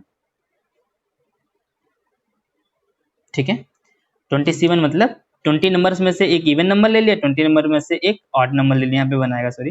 ठीक है, तो 20C1 की वैल्यू कितनी आएगी? 20 आएगी। 20C2 की वैल्यू कितनी? वो भी 20 आएगी। अपॉन में 40C2 कितना आएगा? 40 इंटू 39 डिवाइडेड बाई 2। 2 से ये जाएगा, यहाँ 20 आएगा, 20 से 20 चला जाएगा, तो यहाँ के लिए 20/39। तो 20/39 तो बी वाला ऑप्शन हमारा करेक्ट हो जाएगा, ए बी वाला बी, ये ऑप्शन करेक्ट हो जाएगा। ठीक है guys, the value of the integral 0 to π/2 mod of sin x minus cos x। जब भी कभी क्वेश्चन मॉड का आता है, ठीक है, मॉड वाले क्वेश्चन में हमेशा और हमेशा प्रॉपर्टी नंबर थर्ड यूज होती है मोस्टली केसेस में। थर्ड प्रॉपर्टी क्या थी, डेफिनेट इंटीग्रेशन की बात हो रही है, ठीक है, a to c f x d x अगर होता था तो क्या ब्रेक होता था, a to b f x d x plus b to c f x d x, यही ब्रेक होता था। ठीक है, तो यहाँ पर ऐसा होता था 0 to c, sorry a to c अगर ऐसा होता, जहाँ पर जो बी की वैल्यू होती थी वो क्या होती थी, ए से सी के बीच में होती थी। ठीक है, अब हमें mod of sine x minus cos x इसको ब्रेक करना है, तो ब्रेक कैसे करते थे, मॉड के अंदर जो कुछ भी लिखा हुआ उसको जीरो के इक्वल करते थे। अब इस स्टार्टिंग में हमने ग्राफ में सीखा हुआ था, तो यहाँ पे कितना आ जाएगा, मॉड ऑफ साइन एक्स, तो अंदर कितना लिखा हो, sine x minus cos x लिखा हो, इसको जीरो के इक्वल कर दो, तो यहाँ पे कितना आ जाएगा, sine x equals to cos x. अगर साइन एक्स कॉस एक्स से डिवाइड होगा तो tan x equal to one आया, tan x equal to one आया तो एक्स की वैल्यू कितनी आ गई, π/4, π/4 जीरो और π/2 के बीच में है। अब हम क्या करेंगे, इसको ब्रेक करेंगे, तो कैसे ब्रेक करेंगे, 0 to π/4, 0 to π/4, 0 से π/4 में फंक्शन कैसा आएगा, पॉजिटिव आएगा या नेगेटिव आएगा, तो 0 से π/4 मतलब 45, इसके बीच 0 से 45 के बीच में 30 ले सकते हैं एंगल, वैल्यू रख के देखो वहाँ पे साइन 30 की वैल्यू 1/2 होती है और कॉस 30 की √3/2 होती है, कैसी वैल्यू आ रही है, नेगेटिव आ रही है, नेगेटिव आ रहा है, मॉड से बाहर आएगा तो नेगेटिव होके आएगा, तो क्या आएगा, माइनस में sine x minus cos x, यही आएगा। फिर अगला क्या आएगा, π/4 से π/2, π/4 से π/2 मतलब 45 से 90 के बीच में 60 एंगल ले लो, साइन 60 की वैल्यू कितनी हो जाएगी, √3/2 और कॉस 60 की वैल्यू 1/2। अब ये क्या आ रहा है, पॉजिटिव आ रहा है, पॉजिटिव में तो पॉजिटिव भी खुलता है, दैट मीन्स कितना आ जाएगा, sine x minus cos x, ये आ जाएगा। अब इसको सॉल्व करना आसान है, सॉल्व करना है, लिमिट लिखना है बस, साइन एक्स का कितना होता है, कॉस एक्स, ये वाला कर लेते हैं, साइन एक्स का कितना होता है, कॉस एक्स, कॉस एक्स का कितना होता है, साइन एक्स का integration minus cos x, cos x का इंटीग्रेशन प्लस का साइन एक्स। ठीक है, और लिमिट कैसे लगाओगे, π/4 to π/2, सॉल्व कर लेना, आंसर निकाल लेना, आ जाएगा। ओके गाइस, नेक्स्ट वाला क्वेश्चन भी, इससे जो पहले वाला क्वेश्चन किया था हमने, ये वाला, ये जो क्वेश्चन किया था, ठीक है, बिल्कुल सेम टाइप का ये क्वेश्चन है, ये वाला। ठीक है, इस क्वेश्चन में हमें क्या करना है, इवन ऑड चेक करना है, ट्राई करना है क्या आंसर आएगा, तो ये वाला क्वेश्चन में हमको क्या करना है, कमेंट सेक्शन में बताना है कि क्या आएगा। If A is a square matrix such that A into adjoint A equal to this, then determinant of adjoint A बताना है। ठीक है, तो ये भी बहुत अच्छा क्वेश्चन है। ठीक है, इस क्वेश्चन में हमसे क्या पूछा गया, A into adjoint A जो होता है वो किसके इक्वल होता है, पहले तो वो चीज हमें समझनी है कि A into adjoint A जो होता है वो किसके इक्वल होता है। तो A into adjoint A की जो वैल्यू होती है वो क्या होती है, determinant of A into I। ठीक है, तो यहाँ से अगर हम इसको कॉमन ले लें, यहाँ से 4 कॉमन मिल रहा है, 4 कॉमन ले तो अंदर कितना बचेगा, 1 0 0 0 1 0 0 0 1, क्वेश्चन के हिसाब से लिया है। ठीक है, तो अगर यहाँ पे 4 कॉमन ले तो 4 और आई लिखा हुआ, तो इसका डिटरमिनेंट ऑफ ए की वैल्यू क्लियरली हमको मिल गई 4 है। ठीक है, और डिटरमिनेंट ऑफ एडजॉइंट ए हमसे पूछा गया, डिटरमिनेंट ऑफ एडजॉइंट ए जो होता है वो कितना होता है, इसके लिए भी एक फॉर्मूला होता है, वो होता है डिटरमिनेंट ऑफ ए की power n-1।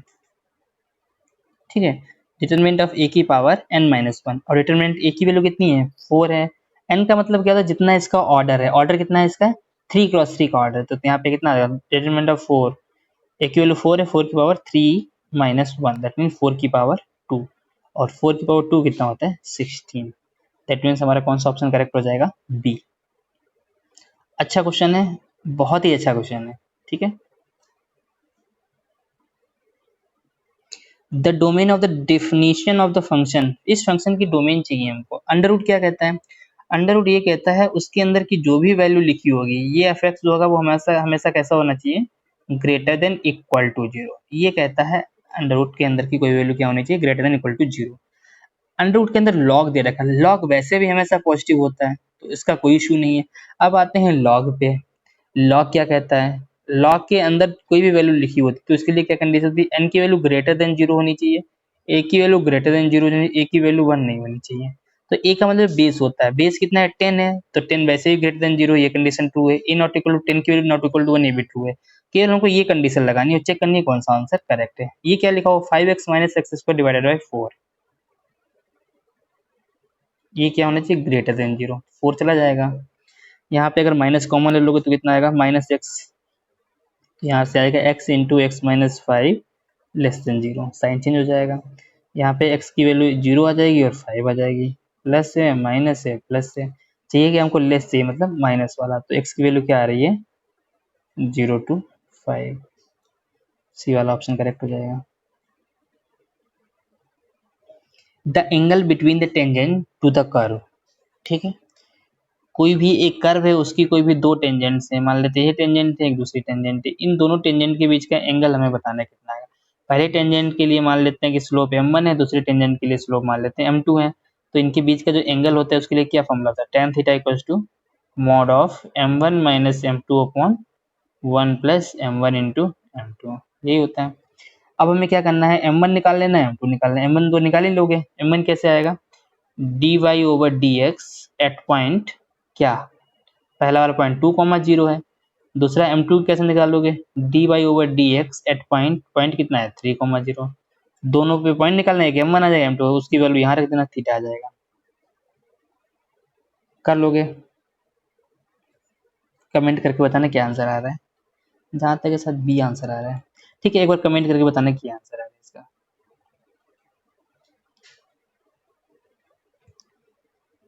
In a series of observation, coefficient of variation is 16 and mean is 25. Find the variance.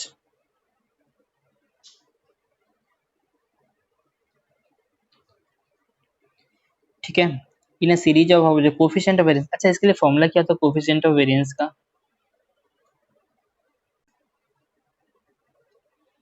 Coefficient of variance का जो फॉर्मूला होता है वो होता है sigma upon x bar into 100, जहां पर सिग्मा क्या होता है स्टैंडर्ड डेविएशन, ठीक है, एक्स बार क्या होता है मीन, और कोफिशिएंट ऑफ वेरिएंस क्वेश्चन में गिवन है, तो ये वैल्यू इसकी कितनी है 16 है, सिग्मा कितना है मीन, मीन कितना है सॉरी सिग्मा नहीं दिया गया, सिग्मा निकालना, मीन कितना है 25 है और इंटू में 100 है, ये कैंसिल होकर कितना आएगा 4 आएगा 4, ये जाएगा 4 आएगा, तो यहाँ पे सिग्मा की वैल्यू कितनी आ रही है 4 आ रही है। सिग्मा जो होता है वो क्या होता है स्टैंडर्ड डेविएशन, हमसे पूछा क्या गया है वेरिएंस, वेरिएंस का वेरिएंस कितना होता है सिग्मा स्क्वायर, प्रीवियस क्वेश्चन में बताया था सिग्मा स्क्वायर होता है, तो सिग्मा स्क्वायर मतलब 4 का स्क्वायर, तो आंसर कितना आ जाएगा 16 आंसर आएगा, तो डी वाला ऑप्शन करेक्ट होगा ना कि ए करेक्ट होगा। इधर है गाइस, ये बहुत अच्छा क्वेश्चन, इस पे वेरिएंस पे भी कम से कम 3 से 4 क्वेश्चन आए हुए हैं। तो जो चैप्टर जो है स्टेटिस्टिक्स, एक चैप्टर है मैथमेटिक्स में स्टेटिस्टिक्स, इस पे से 3 क्वेश्चन आए हैं प्रीवियस एग्जाम में 2019 में, इसमें से 3 क्वेश्चन आए हैं जो कि सबसे ज्यादा क्वेश्चन इसी चैप्टर से आए, और वो भी आसान वाले हैं, मोस्टली कोफिशिएंट ऑफ वेरिएंस वाले क्वेश्चन, स्टैंडर्ड डेविएशन वाले क्वेश्चन सिंपल सिंपल से आए हैं।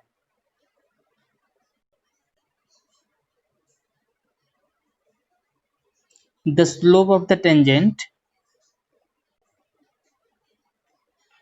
to the curve this at the point where ordinate and abscissa are equal. Ordinate और एब्सिसा क्या होता है, जैसे कि ऑर्डिनेट और एब्सिसा क्या होता है,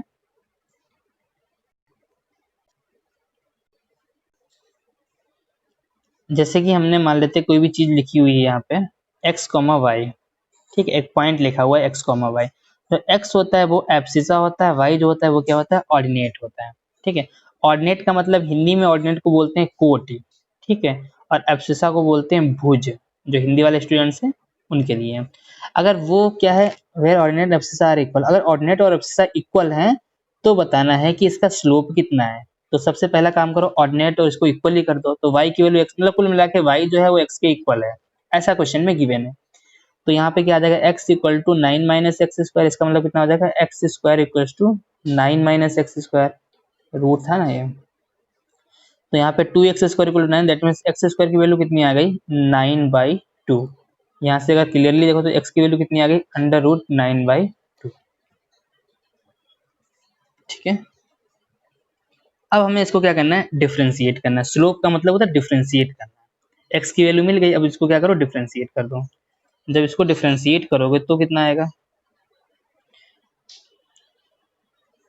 तो रूट एक्स का कितना होता है, 1/2 रूट एक्स होता है, तो d Y over d x निकाल लो। D Y over d x कितना आ जाएगा, 1/2 रूट एक्स, और एक्स की जगह पे कितना लिखा हुआ, 9 माइनस एक्स स्क्वायर। इसको वापस से डिफ्रेंशिएट करोगे तो कितना आएगा, माइनस का 2x आएगा, ये कैंसिल हो जाएगा। ठीक है, एक्स स्क्वायर की वैल्यू 9/2 थी तो यहाँ रखोगे 9/2, 9 माइनस 9/2 अंडर रूट 9/2, ऊपर एक्स की वैल्यू अंडर रूट 9/2, ये कैंसिल हो जाएगा, तो आंसर कितना आ रहा है, माइनस का 1, -1, बी ऑप्शन। ठीक है, बी वाला ऑप्शन करेक्ट हो जाएगा।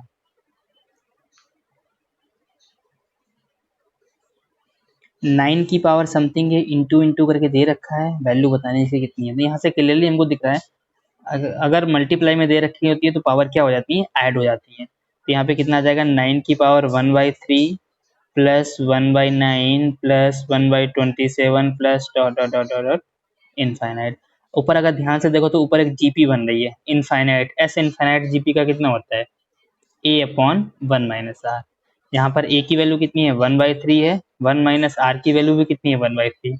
सॉल्व करोगे तो 1/2 आ जाएगा, दैट मीन्स 9 की पावर 1/2, 9 की पावर 1/2 कितना होगा, 3। तो 3 हमारा कौन सा ऑप्शन है, सी ऑप्शन है सर। हाँ, सी वाला ऑप्शन करेक्ट हो जाएगा।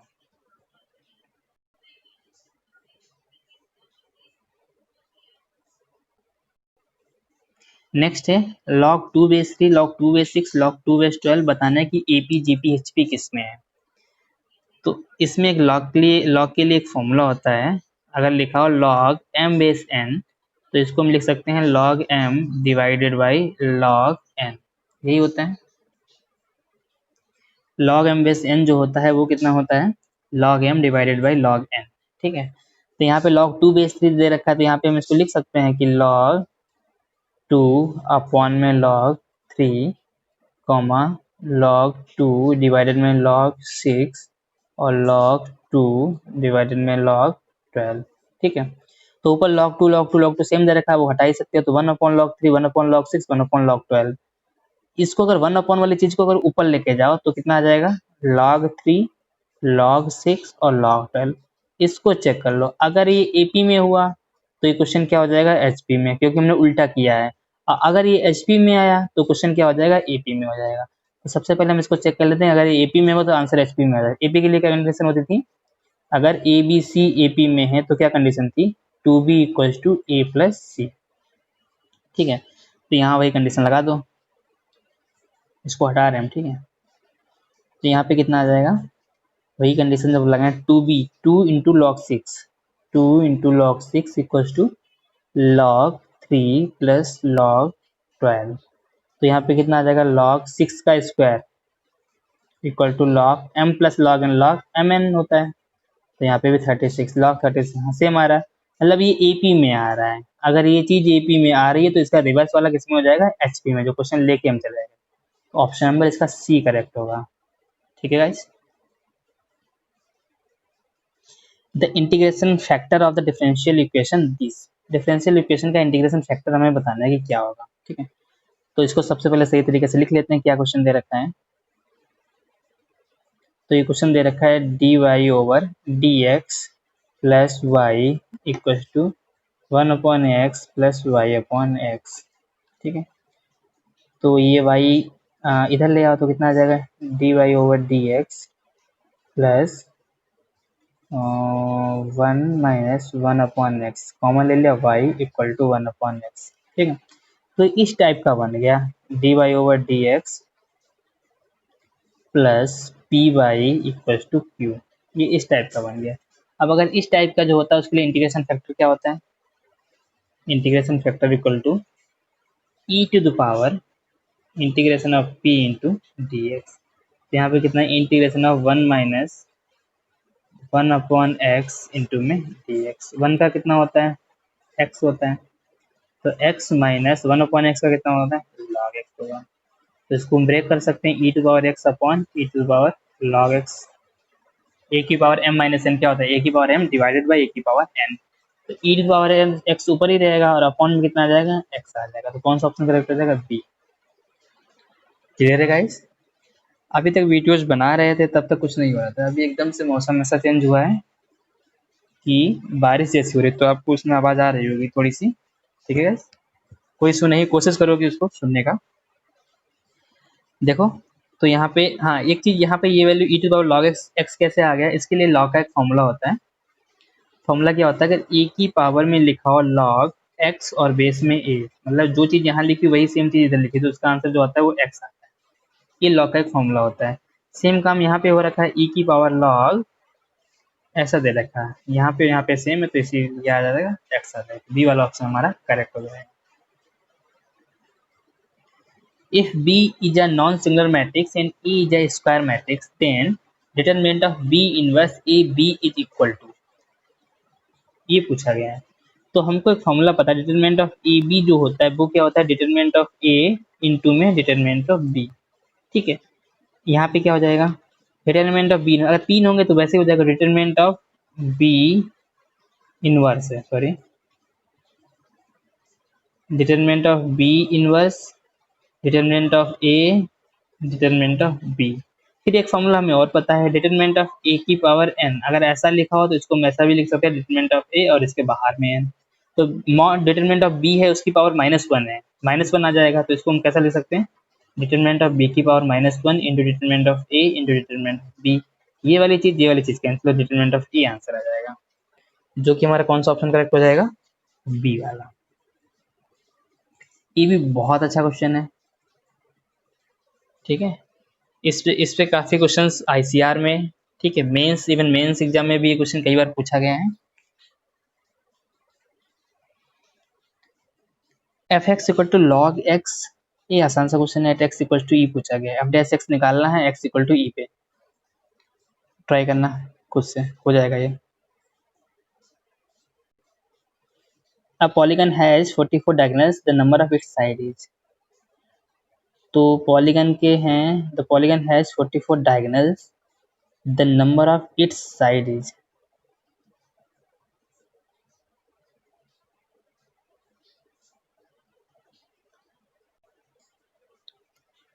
ठीक है, तो यहाँ पे क्या आंसर आ जाएगा, पॉलीगन 44 डायगोनल्स हैं अगर,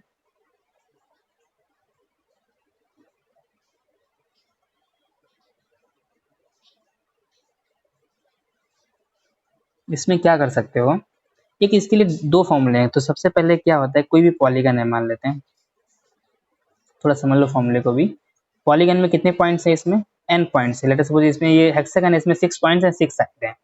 अगर हम 6 पॉइंट हैं, 6 पॉइंट्स अगर, हाँ, एक जो लाइन बनती है, एक लाइन 2 पॉइंट से मिलकर बनती है, तो यहाँ पे हमारे पास कितने पॉइंट हैं, टोटल 6 पॉइंट है, तो इसकी कितनी लाइन बना सकते हैं, इसमें 62 लाइन्स बन जाएंगी।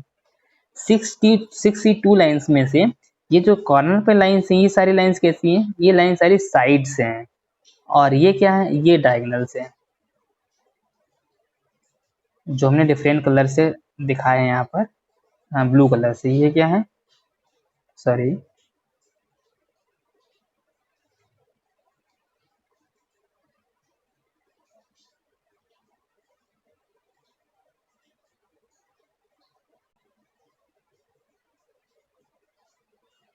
ये जो है ये क्या है, ये डायगोनल्स है। ठीक है, ऐसे बहुत सारे डायगोनल्स बन रहे हैं। ठीक है, ये क्या है, जो ब्लू कलर में वो डायगोनल्स है, वो क्या है, साइड्स हैं। तो NC2 जो होती हैं वो टोटल लाइंस होती हैं, उसमें से अगर हम n लाइन हटा देते हैं, n क्या है, जो ये लाइन्स हैं, क्या बोलते हैं इनको, साइड्स हैं। ठीक है, तो ये क्या आ जाते हैं, डायगोनल्स आ जाते हैं। तो यहाँ पे इसको जब सॉल्व करते हैं तो इसके लिए डायरेक्ट फॉर्मूला होता है NC2 माइनस n के लिए, कि n into n minus 3 divided by 2, solve करने पे ये आ जाएगा। इसकी वैल्यू क्वेश्चन में 44 गिवन है। अब हमें बताना है कि n की वैल्यू कितनी है, मतलब साइड कितनी है। तो यहाँ से कितना आएगा, n into n minus 3 equal to कितना आ रहा है, 44 इंटू 2, दैट मीन्स 88। 88 को क्या हम ऐसे लिख सकते हैं, 11 इंटू 8। अब 11 इंटू 8 को भी क्या लिख सकते हैं, 11 इंटू 11 माइनस 3, और इधर कितना लिखा हुआ है, n इंटू एन माइनस 3, सीधा सीधा कंपेयर कर लो तो n की वैल्यू कितनी आ रही है, 11। ठीक है, यहाँ पे सी ऑप्शन हमारा करेक्ट हो जाएगा।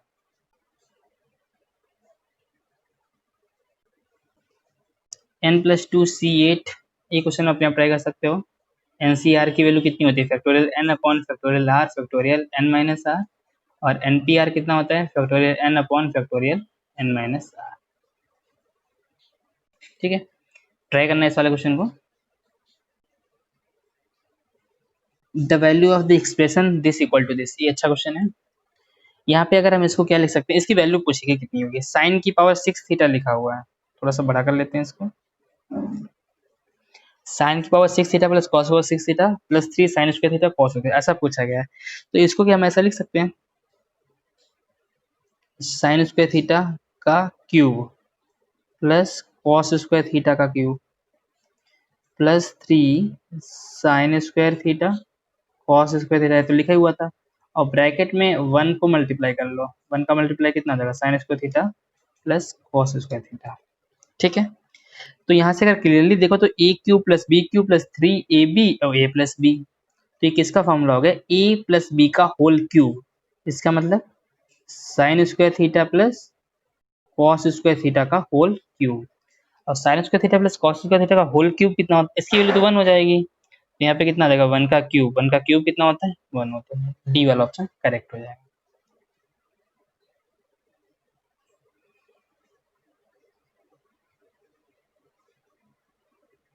F x equal to something given है, f x is a continuous at x equal to 0 then the value of k is पूछा गया, मतलब के की वैल्यू क्या। अच्छा, कंटिन्यूटी का क्वेश्चन है। कंटिन्यूटी के क्वेश्चन में क्या होता है कि लिमिट की वैल्यू जो होगी वो फंक्शन की वैल्यू के इक्वल होगी। फंक्शन किस पे है, एक्स एफ जीरो की वैल्यू, मतलब limit x tends to zero f zero के इक्वल होगा। तो एक्स नॉट इक्वल टू पहले वाले क्वेश्चन, यहाँ से लिमिट निकाल लो, ये किसकी वैल्यू के इक्वल होगी, के इक्वल होगी। तो लिमिट कैसे निकालोगे, तो यहाँ पे क्या करोगे, limit x tends to zero log 1 plus a x minus log 1 minus b x upon में कितना आ जाएगा, एक्स। ठीक है, और ये हमने बताया हुआ था, अभी अगर जीरो रख के देखो यहाँ पे log 1 minus log 1 upon zero, zero by zero बनना एल ऑक्टेल लगा सकते हो। इसका डिफ्रेंशिएट कर लोगे, ऊपर का ऊपर नीचे का नीचे डिफ्रेंशिएट कर लेना अलग अलग। एफ एक्स अपन जी एक्स वाला फॉर्मूला मत लगाना कि जी एक्स का होल स्क्वायर जी एक्स ऊपर जाएगा, ऐसा नहीं करना है। लिमिट वाले में क्या करते थे, एल ऑक्टेल रूल में जो ऊपर लिखा उसको एज इट इज ऊपर डिफ्रेंशिएट करो, जो नीचे लिखा उसको नीचे डिफ्रेंशिएट करो, तो एक्स का डिफ्रेंशिएशन बन आएगा नीचे। ठीक है, जब इसको सॉल्व कर लोगे, एक बार डिफ्रेंशिएट करना, लिमिट रख देना, सॉल्व हो जाएगा, तो के की वैल्यू आ जाएगी।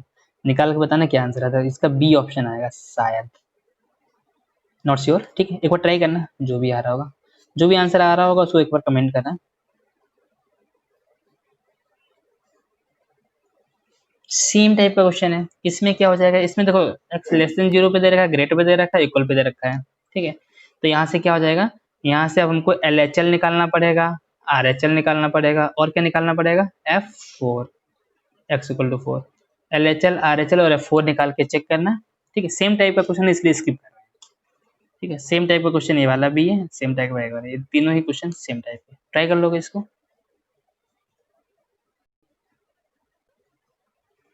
Which of the following function is not decreasing on 0, π/2, 0, π/2 में कौन सा फंक्शन डिक्रीजिंग नहीं है या डिक्रीजिंग, हाँ नहीं है।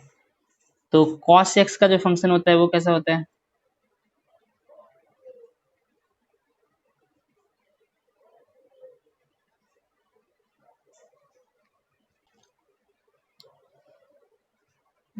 जीरो से π/2 में ये डिक्रीजिंग है। cos 2x का 0 से पाई हो जाएगा, जो कि neither increasing not decreasing. cos square x भी हो जाएगा।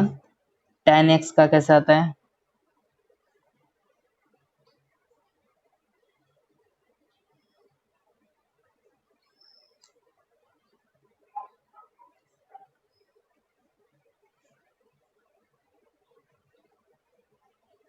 डिक्रीजिंग नॉट डिक्रीजिंग आ रहा, cos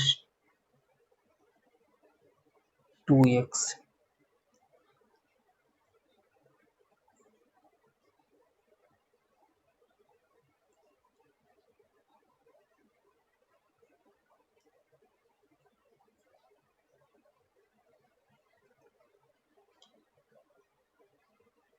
एफ डैश एक्स निकालोगे तो पहले वाला ऑप्शन के लिए cos x का कितना हो जाता है, माइनस का sin x। ठीक है, 0 से π/2 में साइन पॉजिटिव होता है, तो एफ डैश एक्स कितना आ गया, लेस देन जीरो, जो कि डिक्रीजिंग है, तो पहले वाला ऑप्शन नॉट डिक्रीजिंग वाला गलत हो जाएगा। ठीक है, cos 2x का निकालोगे तो कितना आएगा, -2 sin 2x है, -2 sin 2x। और यहाँ पे अगर रख के देखोगे एफ डैश एक्स 0 से π/2, एक्स की वैल्यू 0 रखोगे, दोनों केसेस में sin 2x भी क्या है, पॉजिटिव है। अगर ये पॉजिटिव है 0 से पाई के बीच में पूरे पॉजिटिव है, तो ये नेगेटिव आ रहा, तो ये भी क्या डिक्रीजिंग फंक्शन है, तो ए वाला भी डिक्रीजिंग है, बी वाला भी डिक्रीजिंग। अब आते हैं सी, cos स्क्वायर एक्स है। cos स्क्वायर एक्स वैसे भी क्या होता है, 0 से π/2 में इतना ही रहता है ऊपर, तो ये भी क्या है, डिक्रीजिंग, मतलब अच्छा हाँ कॉस स्क्वायर, हाँ ये भी डिक्रीजिंग है फंक्शन। अब आते हैं tan x पे। tan x क्या होता है, एफ डैश एक्स निकालो तो कितना आएगा, सेक स्क्वायर एक्स, एक्स की वैल्यू 0 से π/2 के बीच में रखोगे तो ये क्या आएगा, ग्रेटर देन 0 आएगा। अगर ये वैल्यू ग्रेटर देन 0 आ रही है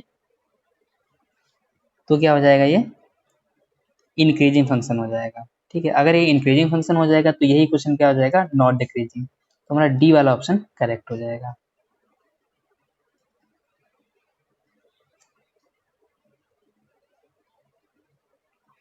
ratio in which the x y plane divides the join of 1 to 3 and 4 to 1 is, ऐसा बोला गया क्या होगा, ratio in which the x y plane divides the join of 1 to 3 and 4 to 1। ठीक है, अगर 3D में, जैसे मान लेते हैं ये 3D में कोई भी दो पॉइंट है ए और बी, इनको अगर एक्स वाई प्लेन डिवाइड करता है, किस रेशियो में डिवाइड करता है, अगर प्लेन एक्स वाई है तो -z1/z2 में। ठीक है, अगर प्लेन जो होगा वाई जेड डिवाइड कर रहा है तो -x1/x2 में, और अगर प्लेन एक्स जेड होता तो -y1/y2 में। ठीक है, तो अभी एक्स वाई प्लेन है तो -z1/z2, पहले वाले में z1 कितना दे रखा है तो -3/1, तो इसका मतलब किस रेशियो में आ जाएगा, 3:1। अगर पॉजिटिव आता है तो इंटरनली होगा, नेगेटिव आ रहा है तो एक्सटर्नली आएगा। 3:1 क्या आएगा, एक्सटर्नल, तो बी वाला ऑप्शन करेक्ट हो जाएगा।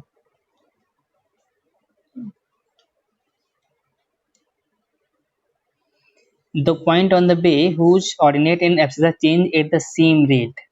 abscissa और ordinate हमने बताया था क्या होता है, x और y अगर सेम रेट पे चेंज हो रहे हैं तो इसका मतलब है कि dy by dt और dx by dt ये दोनों क्या हैं, इक्वल हैं। अगर ये दोनों इक्वल होंगे, ये क्वेश्चन में कहा गया, तो बताना है कि x और y की वैल्यू क्या, मतलब पॉइंट्स क्या होंगे। तो डिफरेंशिएट कर दो सीधा सीधा, तो डिफरेंशिएट करोगे तो कितना आएगा 12, और ये कितना आएगा d Y over d t equal to कितना आएगा, x cube, that means 3x² और dx ओवर डी टी।